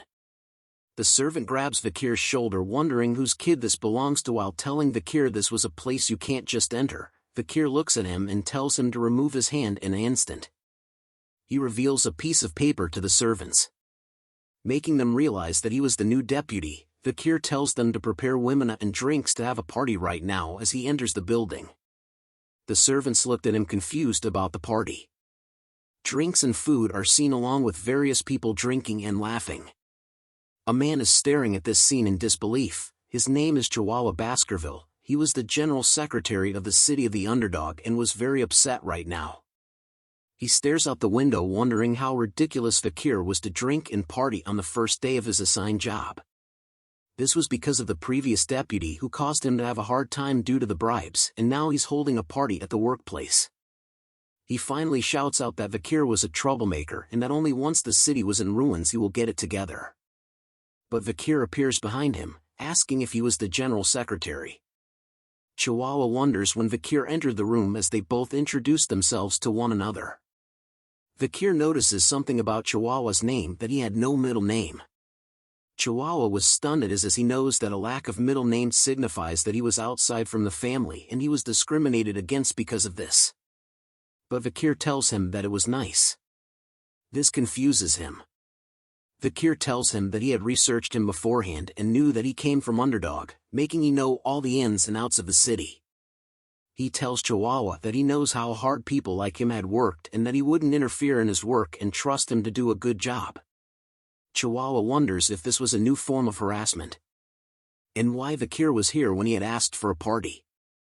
Vikir closes the book, stating that the personal laws had no issue but the judical system had a lot of flaws. This shocked Chihuahua as Vikir read the book extremely fast. He speaks out about the problem was that Underdog had many illegal business owners who were successful, making the underground hold power above the law. But stopping the illegal businesses itself won't solve the problem. Heads of the underground businesses needs to be removed. Hearing this, Chihuahua just remains silent. Vikir continues on as he stares out the window, saying that the job of the deputy consul is to make laws and execute them, and that he respects the laws already in place but wanted to add a new law. Chihuahua asks him why he needed a new law and Vikir replies that he will destroy the underground economy in a week and needed a cause to make and execute this law. Since he was still young and a newly appointed deputy consul, he needs a certain type of performance to make it more convincing. To put it differently, I will lay out the poop for the flies. Chihuahua stares at him wondering what he plans to do in the city. The next day at the Underdog's downtown Dortsmile Street, a crowd was gathered. As Vikir stands in front of them dressed well, the servants and Chihuahua stand behind him, wondering what Vikir was planning to do as he had been standing there since the crack of dawn. Vikir announces himself to the crowd as the newly appointed deputy consul as the crowd wonders what a cute young kid can do.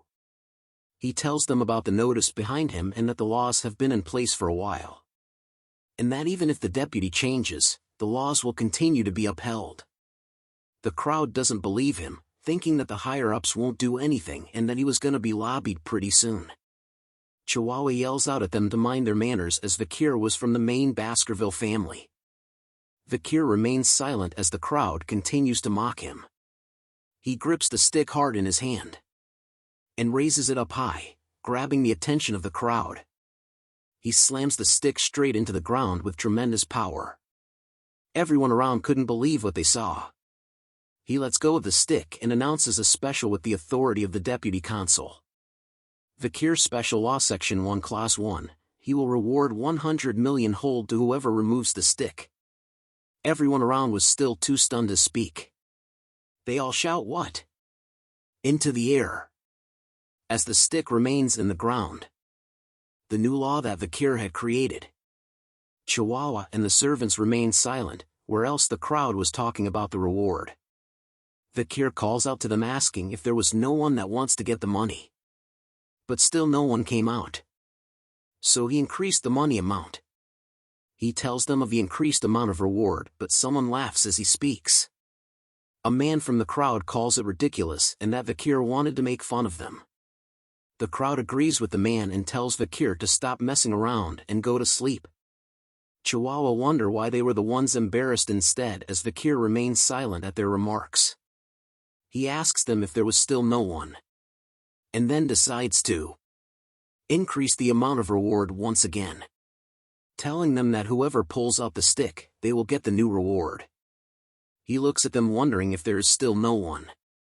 The crowd wonders what the hell was going on and if this was a joke. They talk amongst themselves wondering if they should do it. But they see a sword on Vikir's waist and wondered if they would get executed if he thinks they were being too greedy. They continue to wonder about the stick, if it was too heavy or if there was trick. Vikir is disappointed that there was still no one while Chihuahua whispers to him that the city didn't have that amount of money. A hand was raised in the crowd. A little girl with snot on her nose carrying a basket of flowers asks if she could try. A man tells her not to do it as she could be killed, but she tells him that her mother was sick and that she had to try something. She laughs and smiles, telling the crowd that if something happens to her, they should take good care of her mother. The old man had no words to say. She stands in front of Vikir and the stick. She thinks that Vikir might not kill her and that they would reward her with a few coins as she was volunteering to make herself a fool. Vikir tells her to pull it out as she hopes to be paid for a basket full of flowers. She bends down and holds the stick tightly, pulling with all her might. A surprised look came to her face as the stick came out. The crowd was surprised to see that it was done. The little girl holds the stick and looks up wondering why she pulled it out easily. As Vikir releases a red aura, and appears to be reaching for his sword. She tears up and closes her eyes, thinking that she would be executed, wondering what the reason was for her execution and who was going to look after her mother. But a bag appears in front of her. Vikir kneels in front of her and tells her to take the bag of reward money. She holds the bag of money confused and so was the crowd. He looks back at Chihuahua while asking her where her home was and that the rest of the money will be sent along with a guard to protect it. He rubs her head while saying that the law must always be obeyed. Everyone was once again shocked to see this. As the bag reveals a bunch of gold coins. Knowing that the laws will be upheld with the new deputy, the citizens were happy. Even crime rates were halved. Vikir praises the handwriting of Chihuahua's as he wrote the Eastern language. Chihuahua tells him that he has never been touched since the past 20 years that he had worked here, as Vikir tells him that the stick was the idea to grab the attention of the citizens and to leave a lasting impression. Chihuahua vows to follow Vikir for the rest of his days as Vikir tells him to calm down.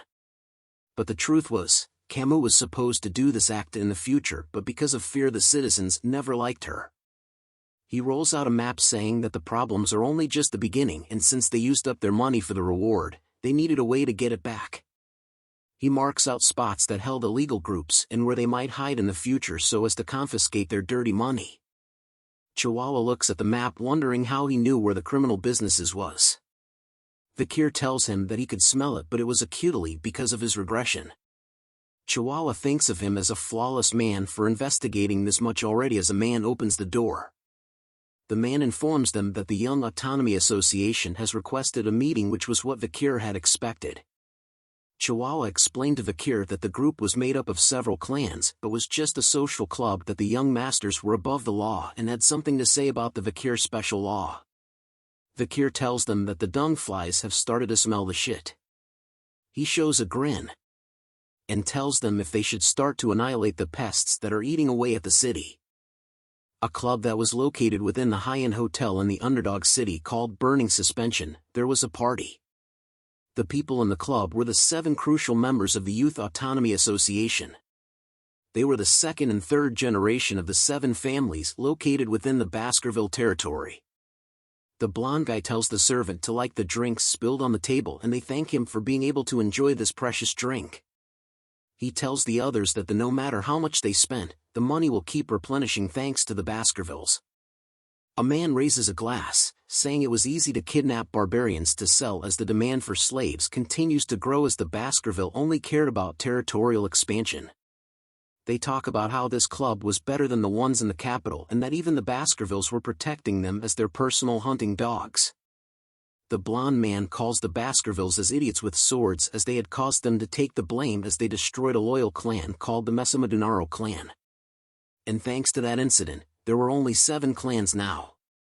They continue to talk about the new deputy.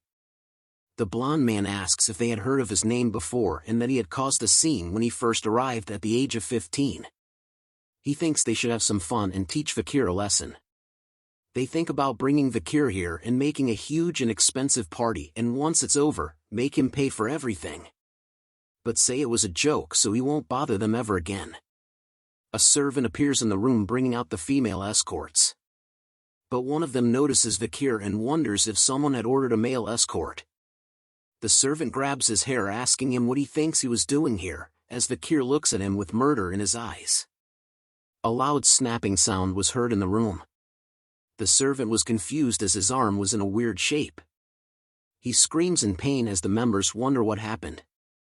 Vikir introduces himself to them, and they realize who he was. They asked what the deputy was doing here, and Vikir tells them they called him here. They greeted him in a nervous manner. As they whisper to each other, wondering if they should do the plan now. Vikir places his hand on the table, telling them to stop the pointless chatter. He releases a red aura, grabbing the attention of the members. Glasses shake all around. The tower of drinks vibrate. And finally exploded. They realize that he used mana manipulation to force the champagne tower to explode by touching the table, making him a graduator class.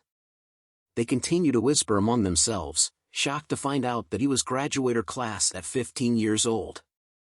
Vikir calls out to one of them and grabs his shoulder as he tells Vikir that they were gonna pay for the drinks. But Vikir leans into him telling him that they should pay for their drinks and wondered if they were planning to force him to pay for it. The rest of them tries to calm Vikir down, saying they wouldn't make him do such a thing. And that they were just testing him as the city was a corrupt place. But Vikir strikes them in the stomach. With his fingers deep inside the body as it bleeds, he tells them that a dog should never trust their owner no matter the situation. And that they act this way because they have never seen something truly frightening before. As he throws the guy onto the floor, he steps on his face, asking the others if they knew why he did this to him. And they tell him that they knew why he did this.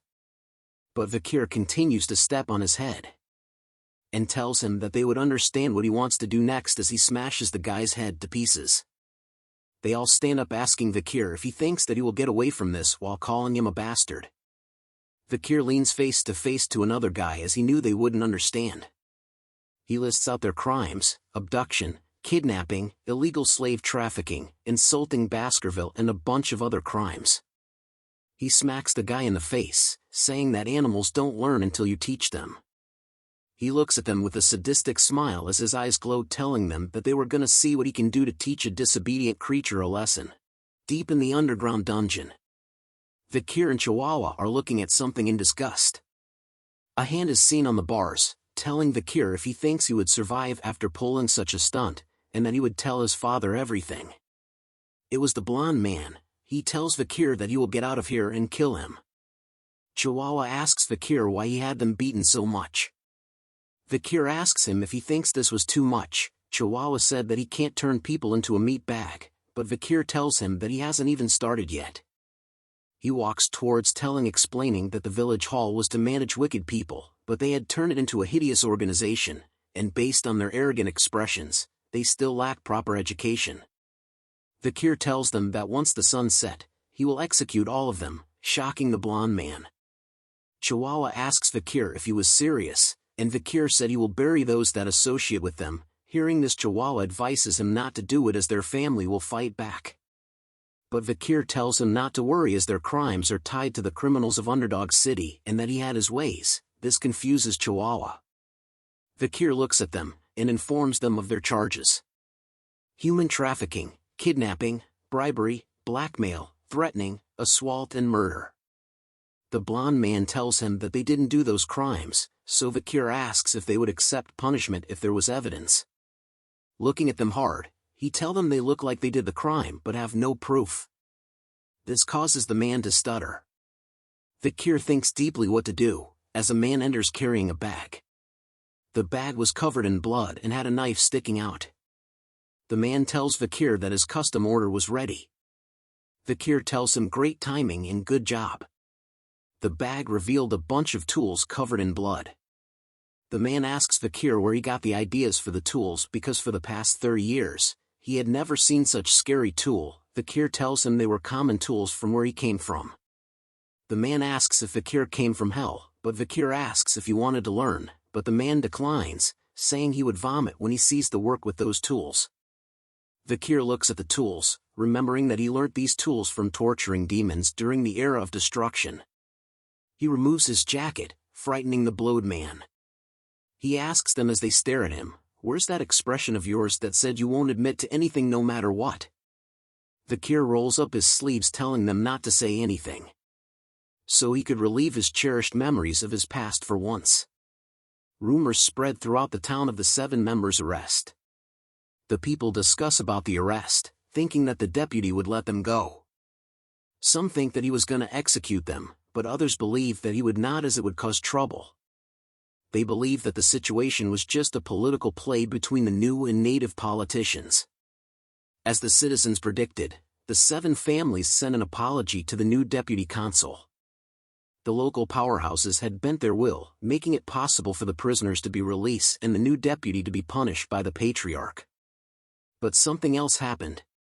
The 7 heads were hung in the middle of the center square. The heads were preserved with salt, displaying expressions of agony as if they experienced excruciating pain until their last breaths.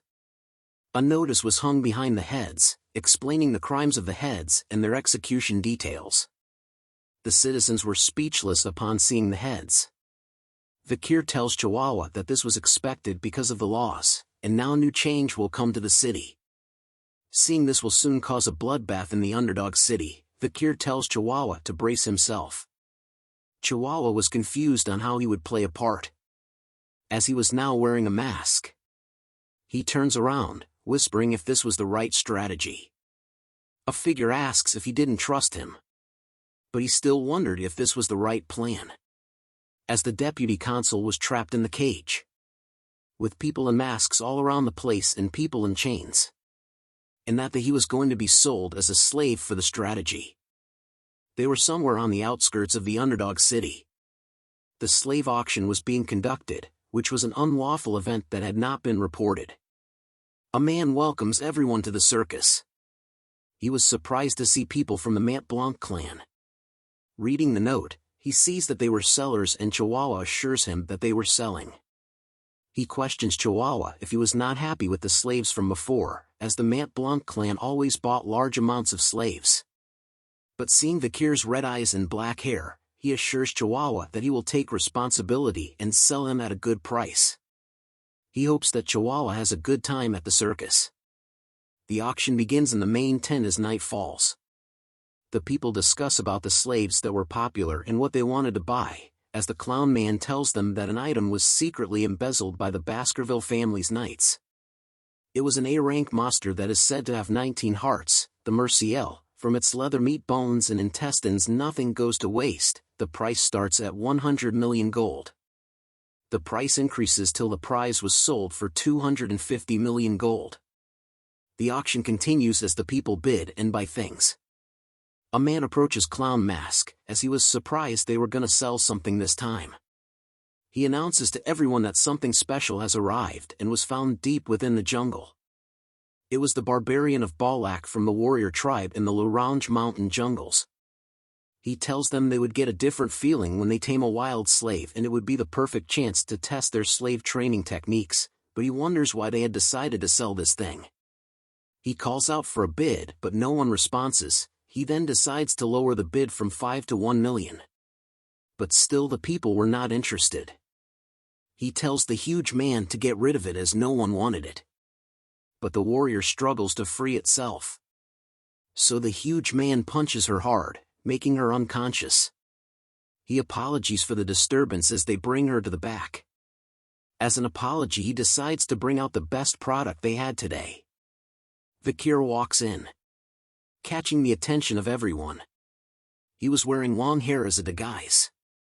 The clown mask introduces him as a rare item with black hair and red eyes and looks for a high price. The people bid heavily amongst themselves, starting from 600 million gold, which surpassed what the clown mask was looking for. They argue among themselves as the bid kept on increasing to 900 million.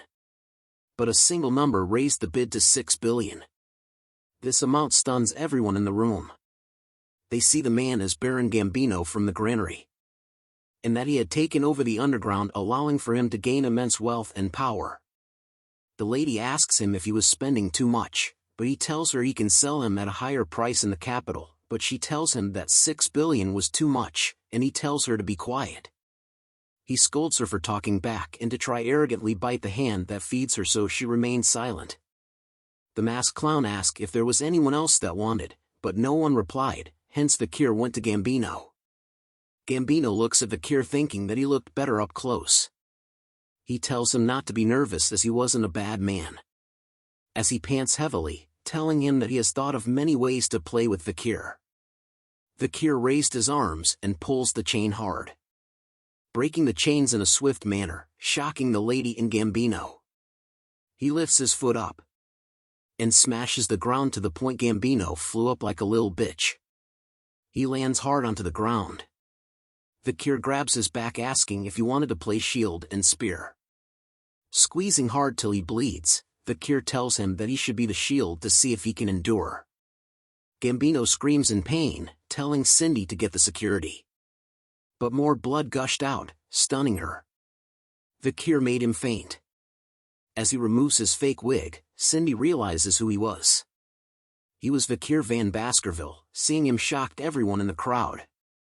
Vikir tells him that the name circus fits this place, and tells everyone that they won't return in one piece.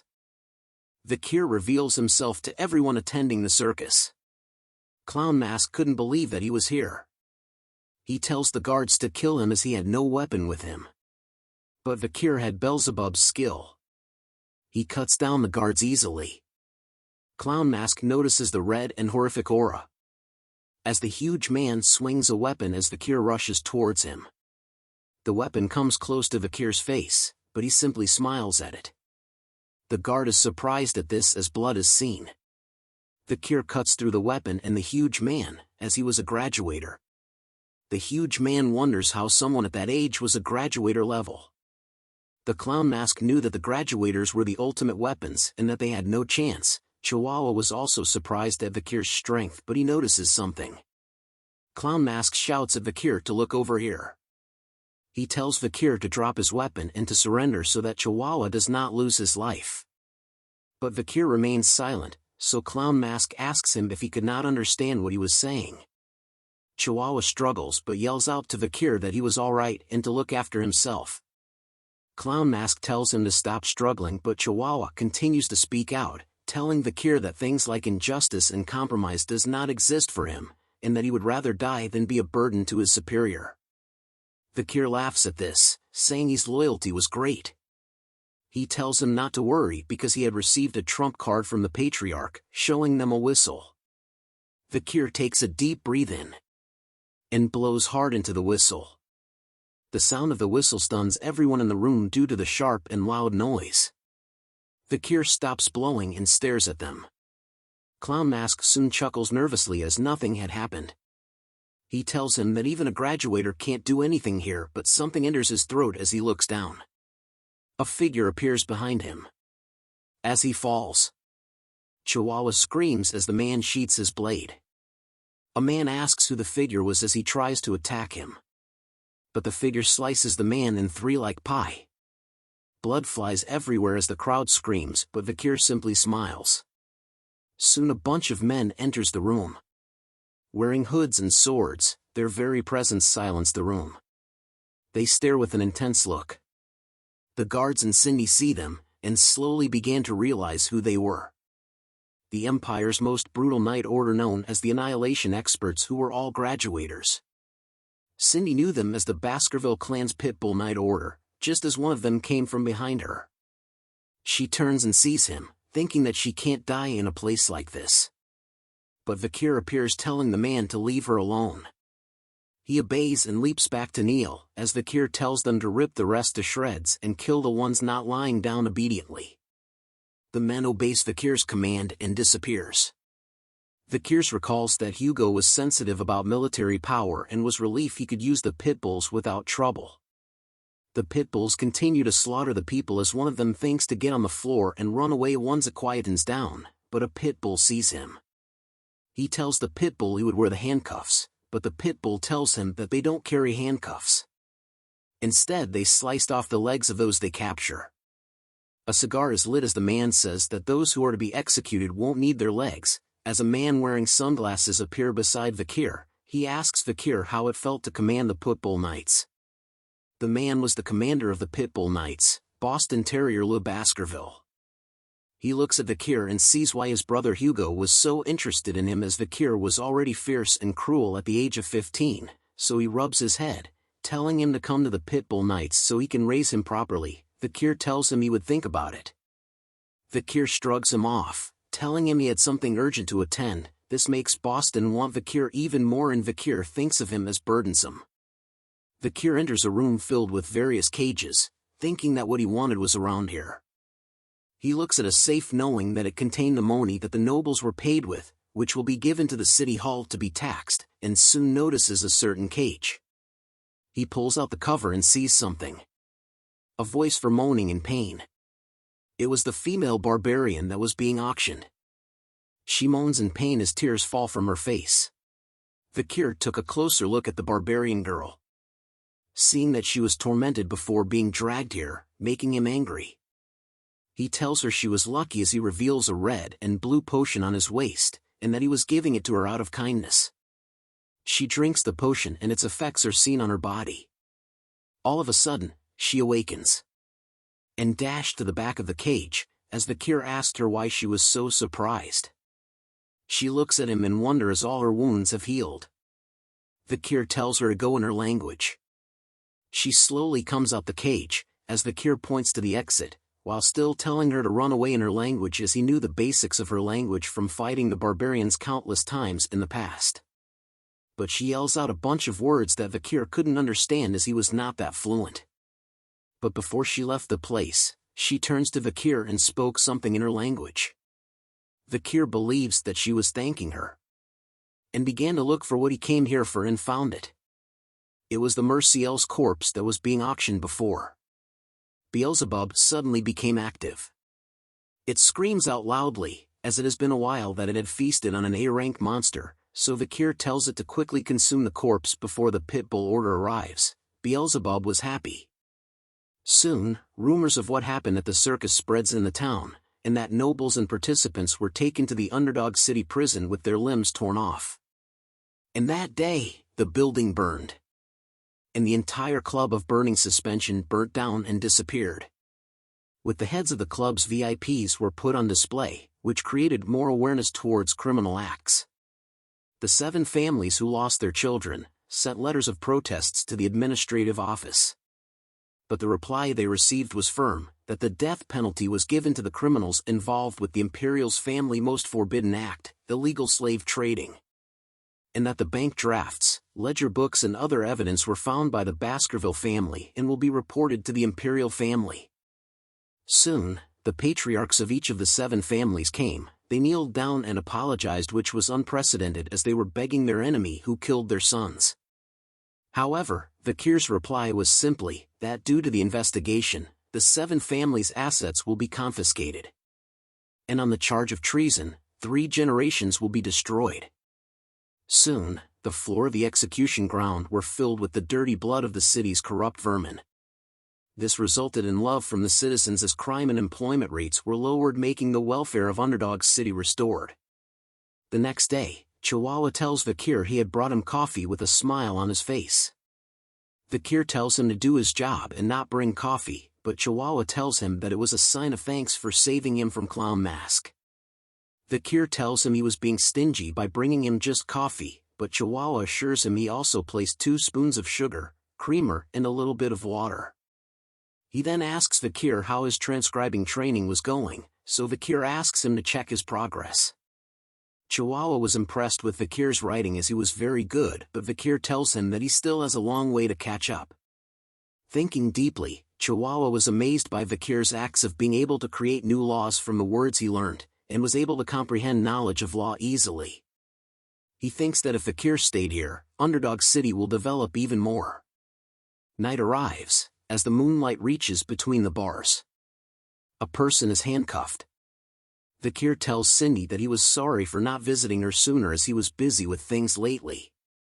He asks her if her real name was Cindy Wendyson Rose, but she asks him why he let her live. He removes the blindfold, telling her that he wants to ask her a few questions. She stares at him asking if questions were why he let her live. Vikir turns away, asking her if she was the reason why Baron Gambino was able to grow his power so quickly, but she remains silent. He pulls out a chair, telling her that her ability to earn money was impressive, and had she grown her talent in other places, she would have become a great merchant or banker. Then he promises her that once she answers his questions, he will let her go. But if she doesn't, she will regret her actions today. She agrees to answer his answer, so Vikir asks her if she thinks he has been enforcing the law well. He tells her to answer seriously or he won't keep his promise. This makes her upset. She tells him that he was doing well. The reply makes Vikir grin widely. He walks over to her slowly, grabbing her attention. As he slowly raises his hand towards her, lifting her face close to his as he looks her straight in the eyes, and asked her what the reason was. Vikir was staring intensely. She trembled with fear as sweat drips down her face as he slowly lets go of her face. He walks back to the chair, wanting to hear from her what he was doing wrongly. She grits her teeth, hesitating to answer. But she explains anyways, that a consul's important factor was virtue, and that even though his laws had reduced crime, many citizens will soon die and suffer from those laws. In the long term, it will cause hatred and rage from the people.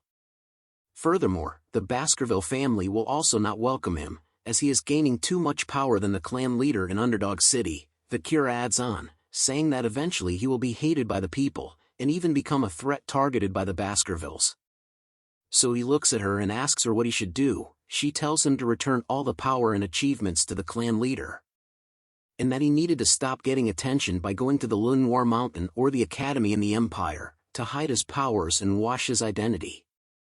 And when the time comes, the Baskerville clan leader will be the one to suffer in his stead.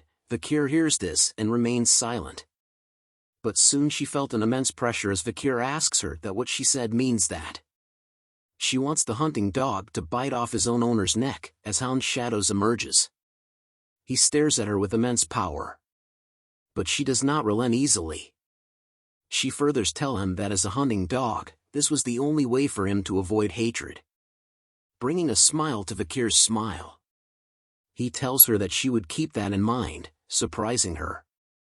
Vikir takes out a key, telling her it was good advice and was almost identical to his own idea. He removed the handcuff, telling her she was free, but she was hesitant, but Vikir assures her he always keeps promises. She turns to leave, telling him she hopes that the day he regrets what happened today never comes, but before she leaves, Vikir asks her if she knew the clan Mesamadunaro, which stops her in her tracks.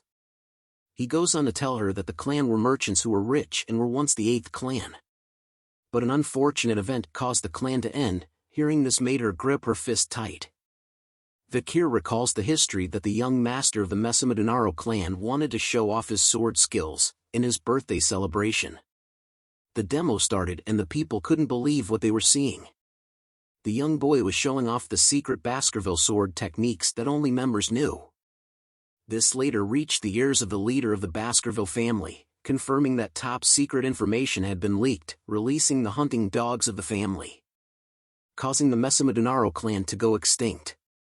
But the truth was, it was the young demons of the Seven family that made the young master learn the stolen techniques. Cindy smiles awkwardly, asking Vikir what that story had to do with her.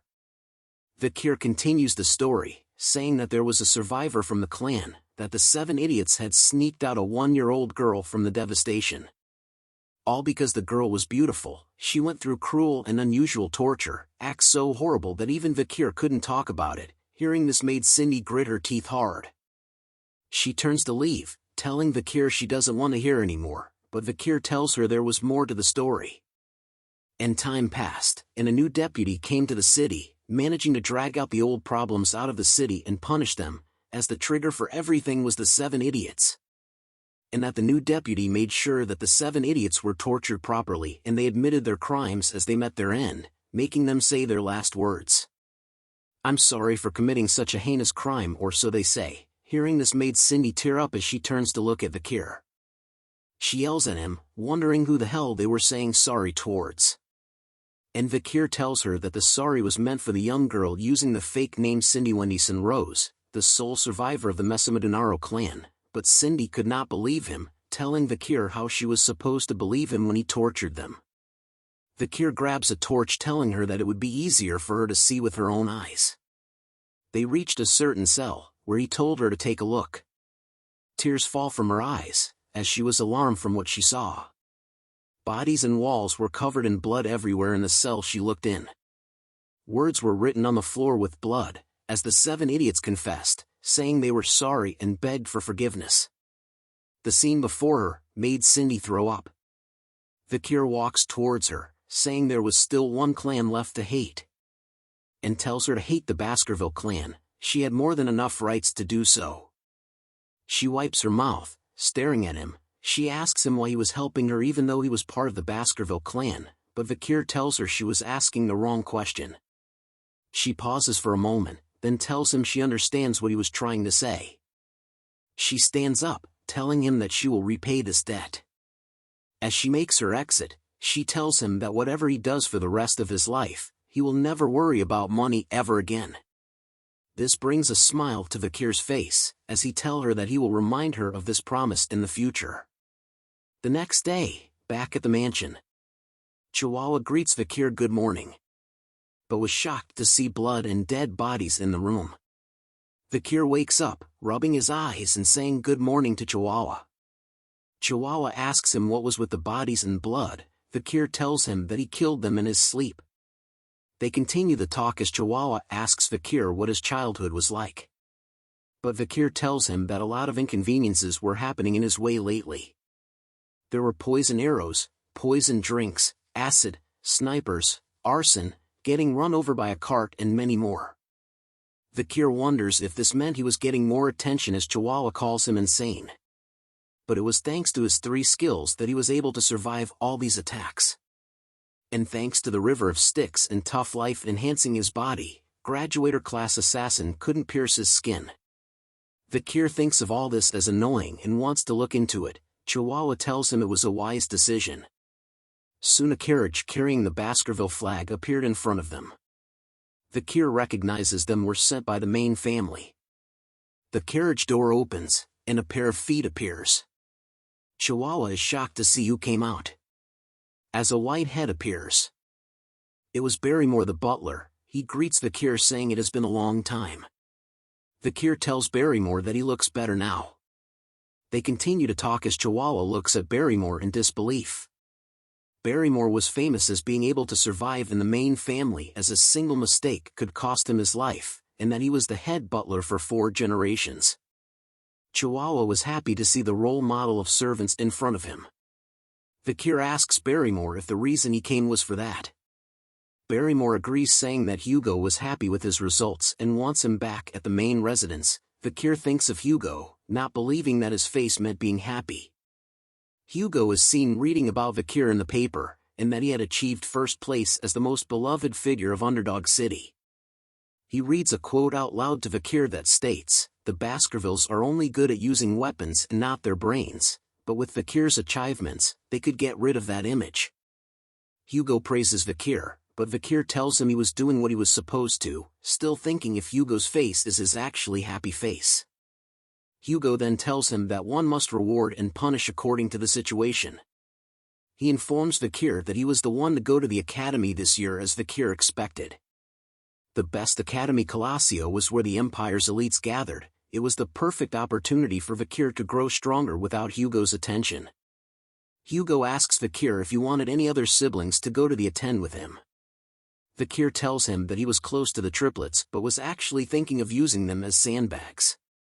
Hugo tells him he would send them with him and asks if he remembers the plan he thought of when he was 8 years old. Vikir remembers the plan regarding the ruby mines with the Morg clan to use them to get rid of the barbarians. Hugo smiles, telling him that the plan had worked. Vikir asks what he meant by that and Hugo explained, saying that the Morgs suggested a joint raid and were humble about it. And Vikir should inspect the territory before going GTO the academy, and if the laws he had altered were being upheld. Vikir bows down and tells Hugo he will follow his orders. Back at Underdog City, Chihuahua waves a cloth in the air, calling out to Vikir. He tells him to take care, and that he will do his best with all the work in the meantime. Vikir turns back in silence, thinking that he will soon part ways with Chihuahua. As he continues the march, Vikir speaks out loud, telling someone to show himself. A group of hooded figures appears suddenly behind Vikir's convoy. One appears beside him, as Vikir apologies to the hooded figure for making him wait. The man was Staffordshire Baskerville. He tells Vikir it was okay and that their job was to escort him safely. Vikir asks him if Uncle Boston Terrier was doing well, and Staffordshire tells him that he wanted Vikir to join the pit bulls after the slave auctions. Vikir thinks of his uncle as someone who makes him uncomfortable. They soon reach a mountain. Looking at the mountain, they wonder if this was the region they lent to the Morg clan. Vikir looks around, noticing that nobody was breaking the laws. Staffordshire tells Vikir that a team was sent to inspect before, but Vikir knew that they were really meant to get rid of the barbarians. He informs Vikir that the Morg clan had formed a huge group showing that they were serious. On the other hand, the Baskervilles had only sent a small group with Vikir. But Vikir thinks it was a good idea by Hugo to see the barbarians' lifestyle. A fortress is seen deep in the mountain. Skeletons were seen with spikes coming out of it. Vikir sees it as a mage's warning to the barbarians, a very scary message. The act reminds Vikir of the little girl from the Morg's clan. 3 figures stand on top of the fortress. They shout who goes there, catching the attention of Vikir and Stafford. They were girl triplets, who tells them that no one can pass without their permission. Vikir knew who they were. They were the Morg clan 3 flowers, the triplets, Hysis, Middlesis and Losis. The author is lazy in naming triplets. Each of them were insane. Combined together, their insanity could reach the heavens. Vikir tells them that they were the envoy team from Baskerville. He explains to them that they came to inspect the area and to open the gates, but they wave him off, saying they had to report to the person in charge, and that a reply will come tomorrow. Vikir asks them what rights they had to stop him from entering the land he owns, but the triplets look down on him, asking if he was looking down on them because they were paying rent. The triplets asks Vikir if he knew about the tenant's law, which was his family's law, causing Vikir to have a headache. Red aura glows from his hands as Stafford notices. Vikir tells them that he made changes to that law, so that he could chase tenants he didn't like. "I'll say it for the last time," Vikir said, as the triplets begin to look nervous. "Open the gates," Vikir said with intense pressure as he stares at them with murder in his eyes. The triplets all cower in fear from his words alone. One of them grits her teeth, casting a spell, saying they heard a psycho kid took charge of Underdog City, unleashing the spell towards Vikir, saying they had dealt with such kids before. The spell lands near Vikir, scaring his horse. The triplets yell at Vikir for being a stupid swordsman and that he can't enter the Morg's land without permission, pissing Vikir off even more. Stafford reaches for his sword, telling Vikir he thinks that this can't be resolved with words. Vikir agrees with him. but three hooded figures from the back shouted back, saying what absurdity coming from girl who don't even know their place. This alarmed Vikir. He turns around, recognizing a voice as sweat drips down his face. The girls shout at them, saying they were mere underlings and if they think their ranks were higher than theirs. The three hooded figures jump in front of Vikir, saying not us. They removed their hoods, revealing themselves as the triplets of the Baskerville family, with the same names as the girls, point to Vikir as the symbol of the Baskerville family. They look at Vikir, winking and showing thumbs up, telling him to leave the girls to them. Vikir gave them a certain look, like what the actual F is going on here. As his annoyance is raised to the power of 2, Vikir found himself puzzled, questioning the identity and intentions of the individuals standing before him.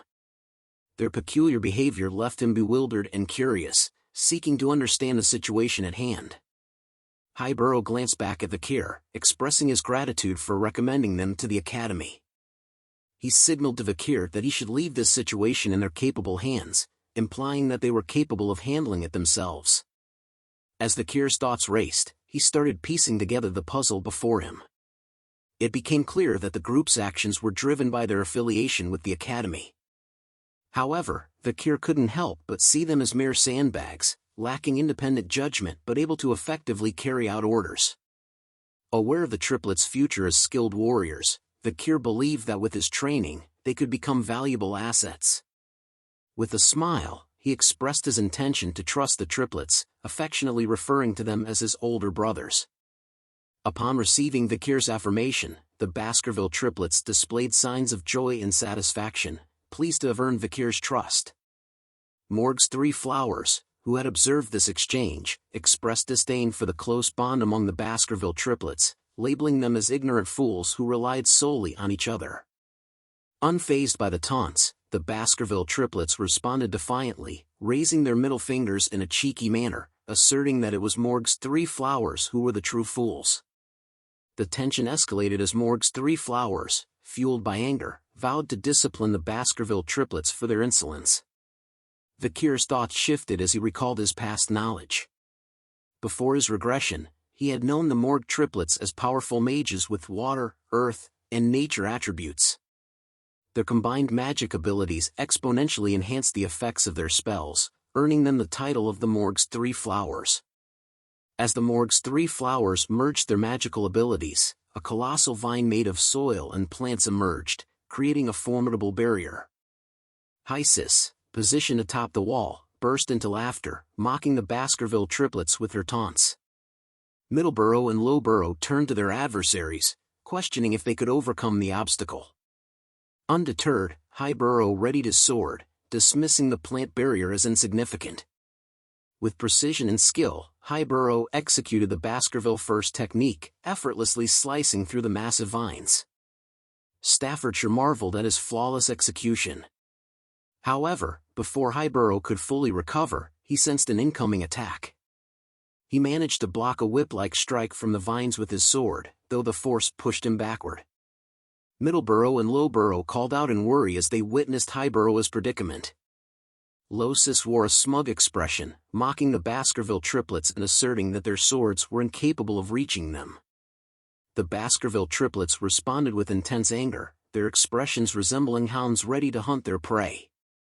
Staffordshire turned to Vikir, asking if he found the situation enjoyable. Perplexed, Vikir questioned what Staffordshire was referring to. Staffordshire explained the ongoing clash between magic and swordsmanship, highlighting the long-standing debate about which was stronger. Magic used surrounding mana to amplify and reproduce elemental powers, while swordsmanship channeled the user's energy and mana for explosive and enduring strength. Staffordshire found pleasure in observing the potential and talents of the clans of mages and swordsmen who would shape the future. Vikir acknowledged his involvement, stating that if viewed from that perspective, he was indeed part of the ongoing conflict. Staffordshire commented that Vikir had already surpassed others his age in terms of skill. Vikir, uninterested in the ongoing fight, expressed his frustration and wished for all of them to perish. He considered it a waste of time, as he had important tasks to attend to, having recently found a supervisor burdened with a significant workload. Suddenly, a figure arrived at the scene, casting a fiery spell and angrily questioning what they were doing in front of their territory. Hyburo took the opportunity to attack Hysis, believing he had the upper hand. However, the situation quickly changed as they noticed a massive fire approaching them. The unexpected turn of events left them taken aback and shocked. A tremendous explosion of fire engulfed the area, causing tension in Staffordshire but eliciting a smile from Vikir, who wondered if everyone had perished. To Vikir's annoyance, he realized that the Baskerville triplets had survived the attack. He looked at them with a displeased expression, making a disapproving sound. Hyburo, in a state of shock, questioned the sudden appearance of fire magic. Middleborough shouted at the figures behind the smoke wall, expressing frustration at the near-death experience they had just encountered. Behind the dissipating smoke, the three flowers of the Morgue clan were in tears. Middlesis, still shaken from the near-death experience, expressed her relief at having survived. Hysis chimed in, acknowledging that if she had dodged the attack even slightly later, she might not have been so fortunate. Losis, scared and seeking comfort, voiced her fears to her older sisters. The person responsible for the powerful fire spell questioned the situation and asked what was going on here. Vikir looked up at the figure who had unleashed the attack. It was Camus Morgue, standing atop the castle gate wall, flames still burning in her hands. Camus looked down and declared her inability to forgive anyone who caused trouble within her managed territory. As she landed in front of Morgue's three flowers, Middlesis tried to explain that their intention was to stop the invader, while Losis added that the fight had been initiated by the other party. Camus cast a cold gaze upon them and questioned their informal way of addressing her as Camus, emphasizing her position as the vice head of the fortress. Middlesis couldn't help but shudder in fear, denying any disrespect and quickly correcting herself, addressing Camus with the appropriate honorific. Camus then pointed towards the treetops where dead skeletons hung, warning them to be cautious if they wished to avoid a similar fate. Middlesis let out a frightened cry and apologized for their actions. Camus noticed Vikir, and her eyes widened in shock. She approached him and remarked that it had been a long time since they had seen each other, recalling that it had been 7 years. Vikir smiled and acknowledged that it had indeed been a while, greeting her as Camus Morgue. Vikir couldn't help but wonder if Camus' more mature appearance was the reason for her increased attractiveness. He mused about the beauty of Camus Morgue, who had captivated the hearts of many men in high society. In his previous life, there had been scandals and rumors surrounding her, as she allured even married men. However, he found it strange that there were no such rumors in this lifetime. Nevertheless, he brushed off those thoughts. Vikir straightforwardly requested Camus to open the door, stating that words wouldn't work on the triplets. Camus was taken aback by his blunt words. She looked angry and questioned if that was all he had to say after such a long time. Vikir gazed at her with curiosity and inquired about what he should say instead. Camus' anger flared, and she exclaimed in frustration. Staffordshire observed Camus' escalating anger and wondered if the next fight would be between the superstars of the two clans. Camus pointed her finger at Vikir, her eyes filled with angry tears, and declared that he scored 0 points. She accused him of having a disrespectful attitude towards his future wife, giving him a score of 0 out of 100. The Morgue's three flowers, the Baskerville triplets, Vikir, and Staffordshire all looked at Camus Morgue with the bombastic side-eye look. Camus averted her gaze to the side, her face blushing, and muttered a huff. Everyone present was left with the same question in their minds: whose wife? Vikir and Camus rode their horses together, making their way toward the fortress. As they traveled, Camus commented on the Baskerville clan's lack of knowledge about the barbarians. Vikir confidently responded, assuring her that they were well acquainted with the barbarians and frequently fought against them. He claimed that their knowledge surpassed that of the Morgues. Curious, Camus questioned Vikir's decision to send the Baskerville triplets, referring to them as young and foolish hounds. Vikir explained that it had been agreed with the Morgue clan to position the main force on the other side of the mountain range. He wondered why Camus was asking about something she already knew.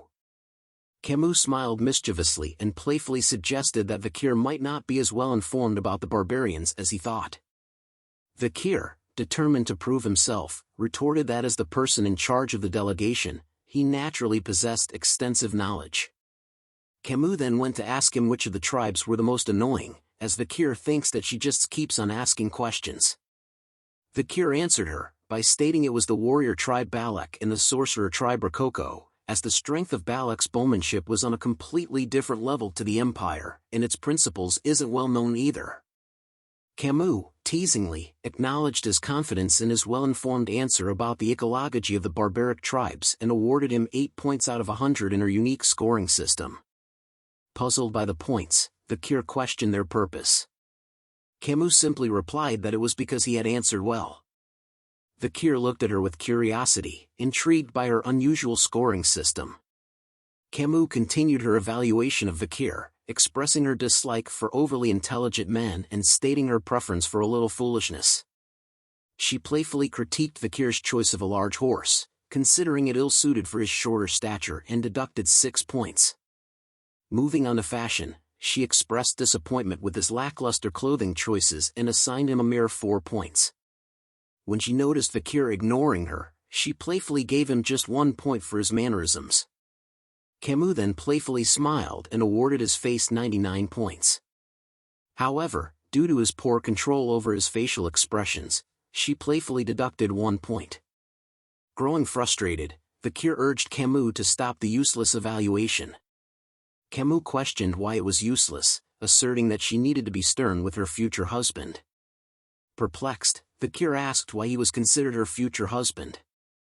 Camus reminded him of a test he had passed 7 years ago, when he dueled Camus' uncle to assess his suitability as a potential husband. Camus expressed her dissatisfaction with her uncle's decision and how it had hindered her path to marriage.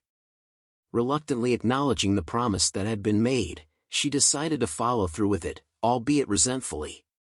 While Camus vented her frustrations, Vikir observed her and acknowledged her prowess as a great fire mage.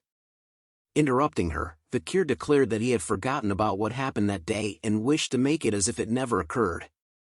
Camus' face flushed red, and she threw a jacket at Vikir, exclaiming that he couldn't simply reverse something that had happened, and called him a dummy. She boasted about her genius intellect, claiming that once she witnessed something, she never forgot it. Vikir examined the jacket and jokingly wondered if she had returned it without washing it. As they reached the outskirts of the fortress, Camus informed Vikir that the barbarians had ambushed the ruby mine, plundering either the indigenous slaves or the crops. She explained that they took slaves to sell elsewhere. Pointing to a wall built by earth and iron mages over the course of a month, she proudly showcased the skill of the Morg mages. Impressed, Vikir acknowledged their talent, noting that it would have taken several hundred regular people around a year to achieve the same result. Camus affirmed his observation with pride. Vikir noticed some large holes in the wall and jokingly asked if they were caused by the arrows shot by the Balaks. Camus confirmed that the arrows carried a strong aura and had caused numerous casualties during nighttime guard duty.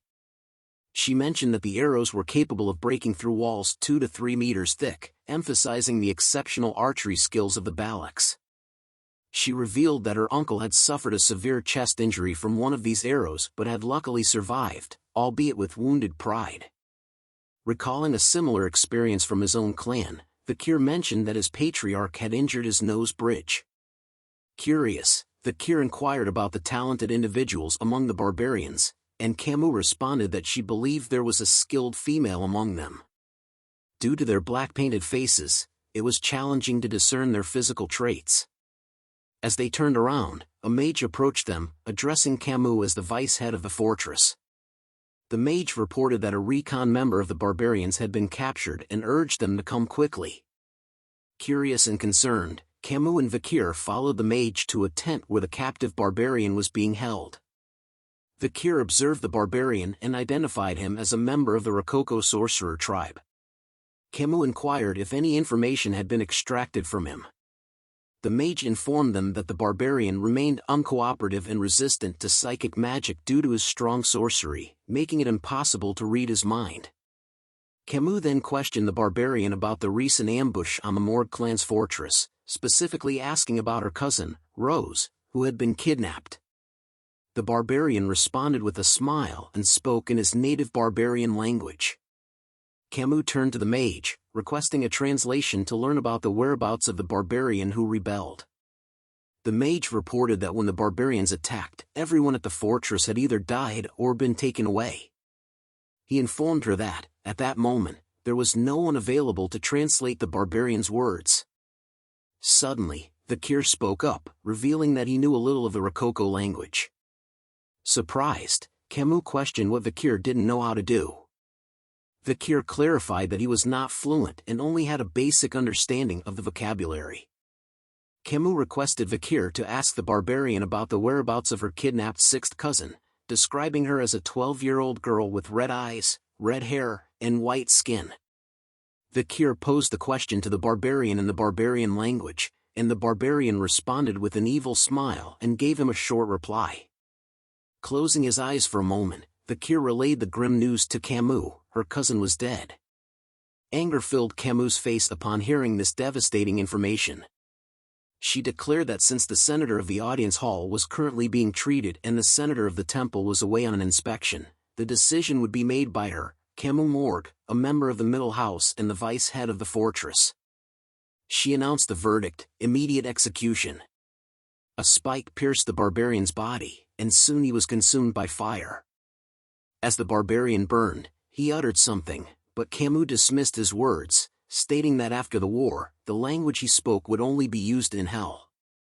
The barbarian's companion watched in horror as he met his fiery demise. Filled with anger, Camus turned around and urged Vikir to follow her, leaving him silently observing her departing figure. Exiting the tent, he was greeted by the sight of Camus crying out loud. He walked towards her, recognizing that despite her tough exterior, she was still only 15 years old. Vikir asked her about her close relationship with her cousin, and Camus confirmed that they were indeed very close. She described her cousin as a pure child who didn't fit into the cold-hearted Morgue clan. Vikir tried to console her, saying that he believed her cousin had left this world comfortably. However, Camus looked at him and expressed her doubts, stating that she was a genius and understood a little of what was said. She asked him to tell her honestly if what she heard was true. Vikir felt tense and wondered if she had understood the barbarian's words correctly. What the barbarian had said previously was, "We ate her."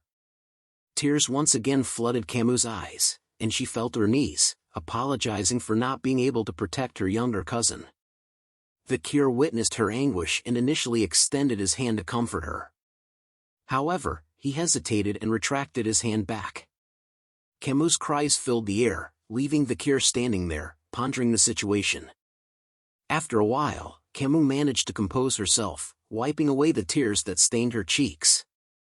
She made it clear that she didn't want any half-hearted sympathy, stating that she would have killed anyone who offered it. Looking at Vikir, she declared that it wasn't the time to mourn and that she needed to regain her composure quickly to seek revenge. Vikir admired Camus' strength and determination, acknowledging that heroines were indeed different. He reached out his hand towards her, agreeing with her sentiments. However, just as Camus was about to take his hand, a loud sound echoed through the air, resembling the ringing of a bell. Curious about the source of the sound, Vikir questioned its origin. Camus stood up and explained that it was a signal, notifying them of a barbarian attack. Vikir commented that her time for revenge had come rather quickly. Outside the fortress, a group of barbarian girls sat atop white wolves, armed with bows and arrows. Their leader, a skilled archer, notched an arrow and shot it towards the guards stationed on the fortress walls. Caught off guard, the guards had no time to react as the arrow exploded near them, causing devastation. The barbarian girl signaled her companions to begin the attack. With their wolves, they engaged in a fierce battle against the soldiers of the Morgue clan. The wolves fought ferociously, while the barbarians slashed at their enemies. They skillfully used ropes to incapacitate the soldiers, tightening them around their necks. In the midst of the chaotic scene, Vikir arrived and witnessed the gruesome sight. He wondered if he had arrived too quickly, observing the intense battle between the Morgue soldiers and the barbarians. Suddenly, a rope flew towards Vikir and wrapped tightly around his neck. Confused, he looked ahead and realized that two barbarian girls had skillfully used ropes to capture him. They spoke in their native language, mentioning something about catching a good catch and their successful hunt for husbands. Understanding their intentions, Vikir contemplated the barbarians' plan to capture people and make them suitors, aiming to create a superior tribe. He quickly seized hold of the rope and swung it, sending the girls flying through the air. With a grin, he informed them that he couldn't be their husband and jokingly added that he might already be engaged. As the two barbarian girls crashed onto the ground, the male barbarians watched in shock. Uncertain of Vikir's affiliation, they readied their arrows, preparing for an attack. One of them asked his companion if Vikir belonged to the enemy forces. Undeterred by the situation, Vikir didn't back down. He bravely moved forward, marching straight towards the incoming arrows. In his mind, he remembered Hugo's request to avoid initiating a battle until joining up with the main force. He pondered whether he should wait or take action. With unwavering determination, Vikir unsheathed his sword and deftly cut down the incoming arrows with precise strikes, showcasing his impressive skill and agility. The barbarians were astonished by Vikir's display of prowess and expressed their disbelief. However, their surprise was short-lived as a sudden burst of fire engulfed them, causing cries of pain. Camus, who had cast the fire spell, emerged from behind Vikir, expressing her anger towards the barbarians and declaring their imminent demise. Vikir stared at Camus in awe, realizing that she had turned the entire area into a blazing inferno. Camus questioned Vikir, asking if he had used liquid aura, indicating that she recognized his abilities as a graduator. She stated that she knew he was the only man she could acknowledge. Vikir confirmed that he had received an order from the Patriarch to avoid battles until regrouping with the main force. Unfazed by the situation, Camus began casting multiple spells and inquired if it was an order from Baskerville's Patriarch. She asserted that a Baskerville should refrain from intervening, as she intended to eliminate all the barbarians. Camus unleashed a series of powerful attacks, engulfing a vast area in front of them with scorching flames. Vikir watched in shock, recognizing the spell as burn. He also noticed that she employed a quadricasting technique for her burning spells, increasing their lethality. Driven by her desire to avenge her younger cousin, Camus continued to cast spells, resolute in her quest for revenge. Suddenly, a barbarian used a blow dart and shot a needle that landed on Camus' neck. Feeling the sting, she realized she had been poisoned. Camus noticed a barbarian riding on the back of a wolf, responsible for the attack. Unable to move due to the numbing poison, Camus fell to the ground. Vikir observed her condition and thought to himself that she was quite a handful. The barbarian then threw a rope towards Camus, but Vikir swiftly caught it before it could reach her. Camus acknowledged his catch and complimented him. Looking at her, Vikir suggested that it would be better for them to retreat. Camus questioned what would happen to the farmlands and the captives. Vikir replied that it would be wiser to avoid engaging in battles until the main force from Baskerville arrived. Refusing to retreat, Camus was determined to avenge her cousin who had been taken by the barbarians. Vikir gazed at her and urged her to make a rational decision. However, in the next moment, Vikir sensed an arrow attack coming from behind his head. With quick reflexes, he managed to dodge the arrow just in time. Vikir observed the barbarian girl who had launched the arrow and wondered if this was the destructive power Camus had mentioned earlier.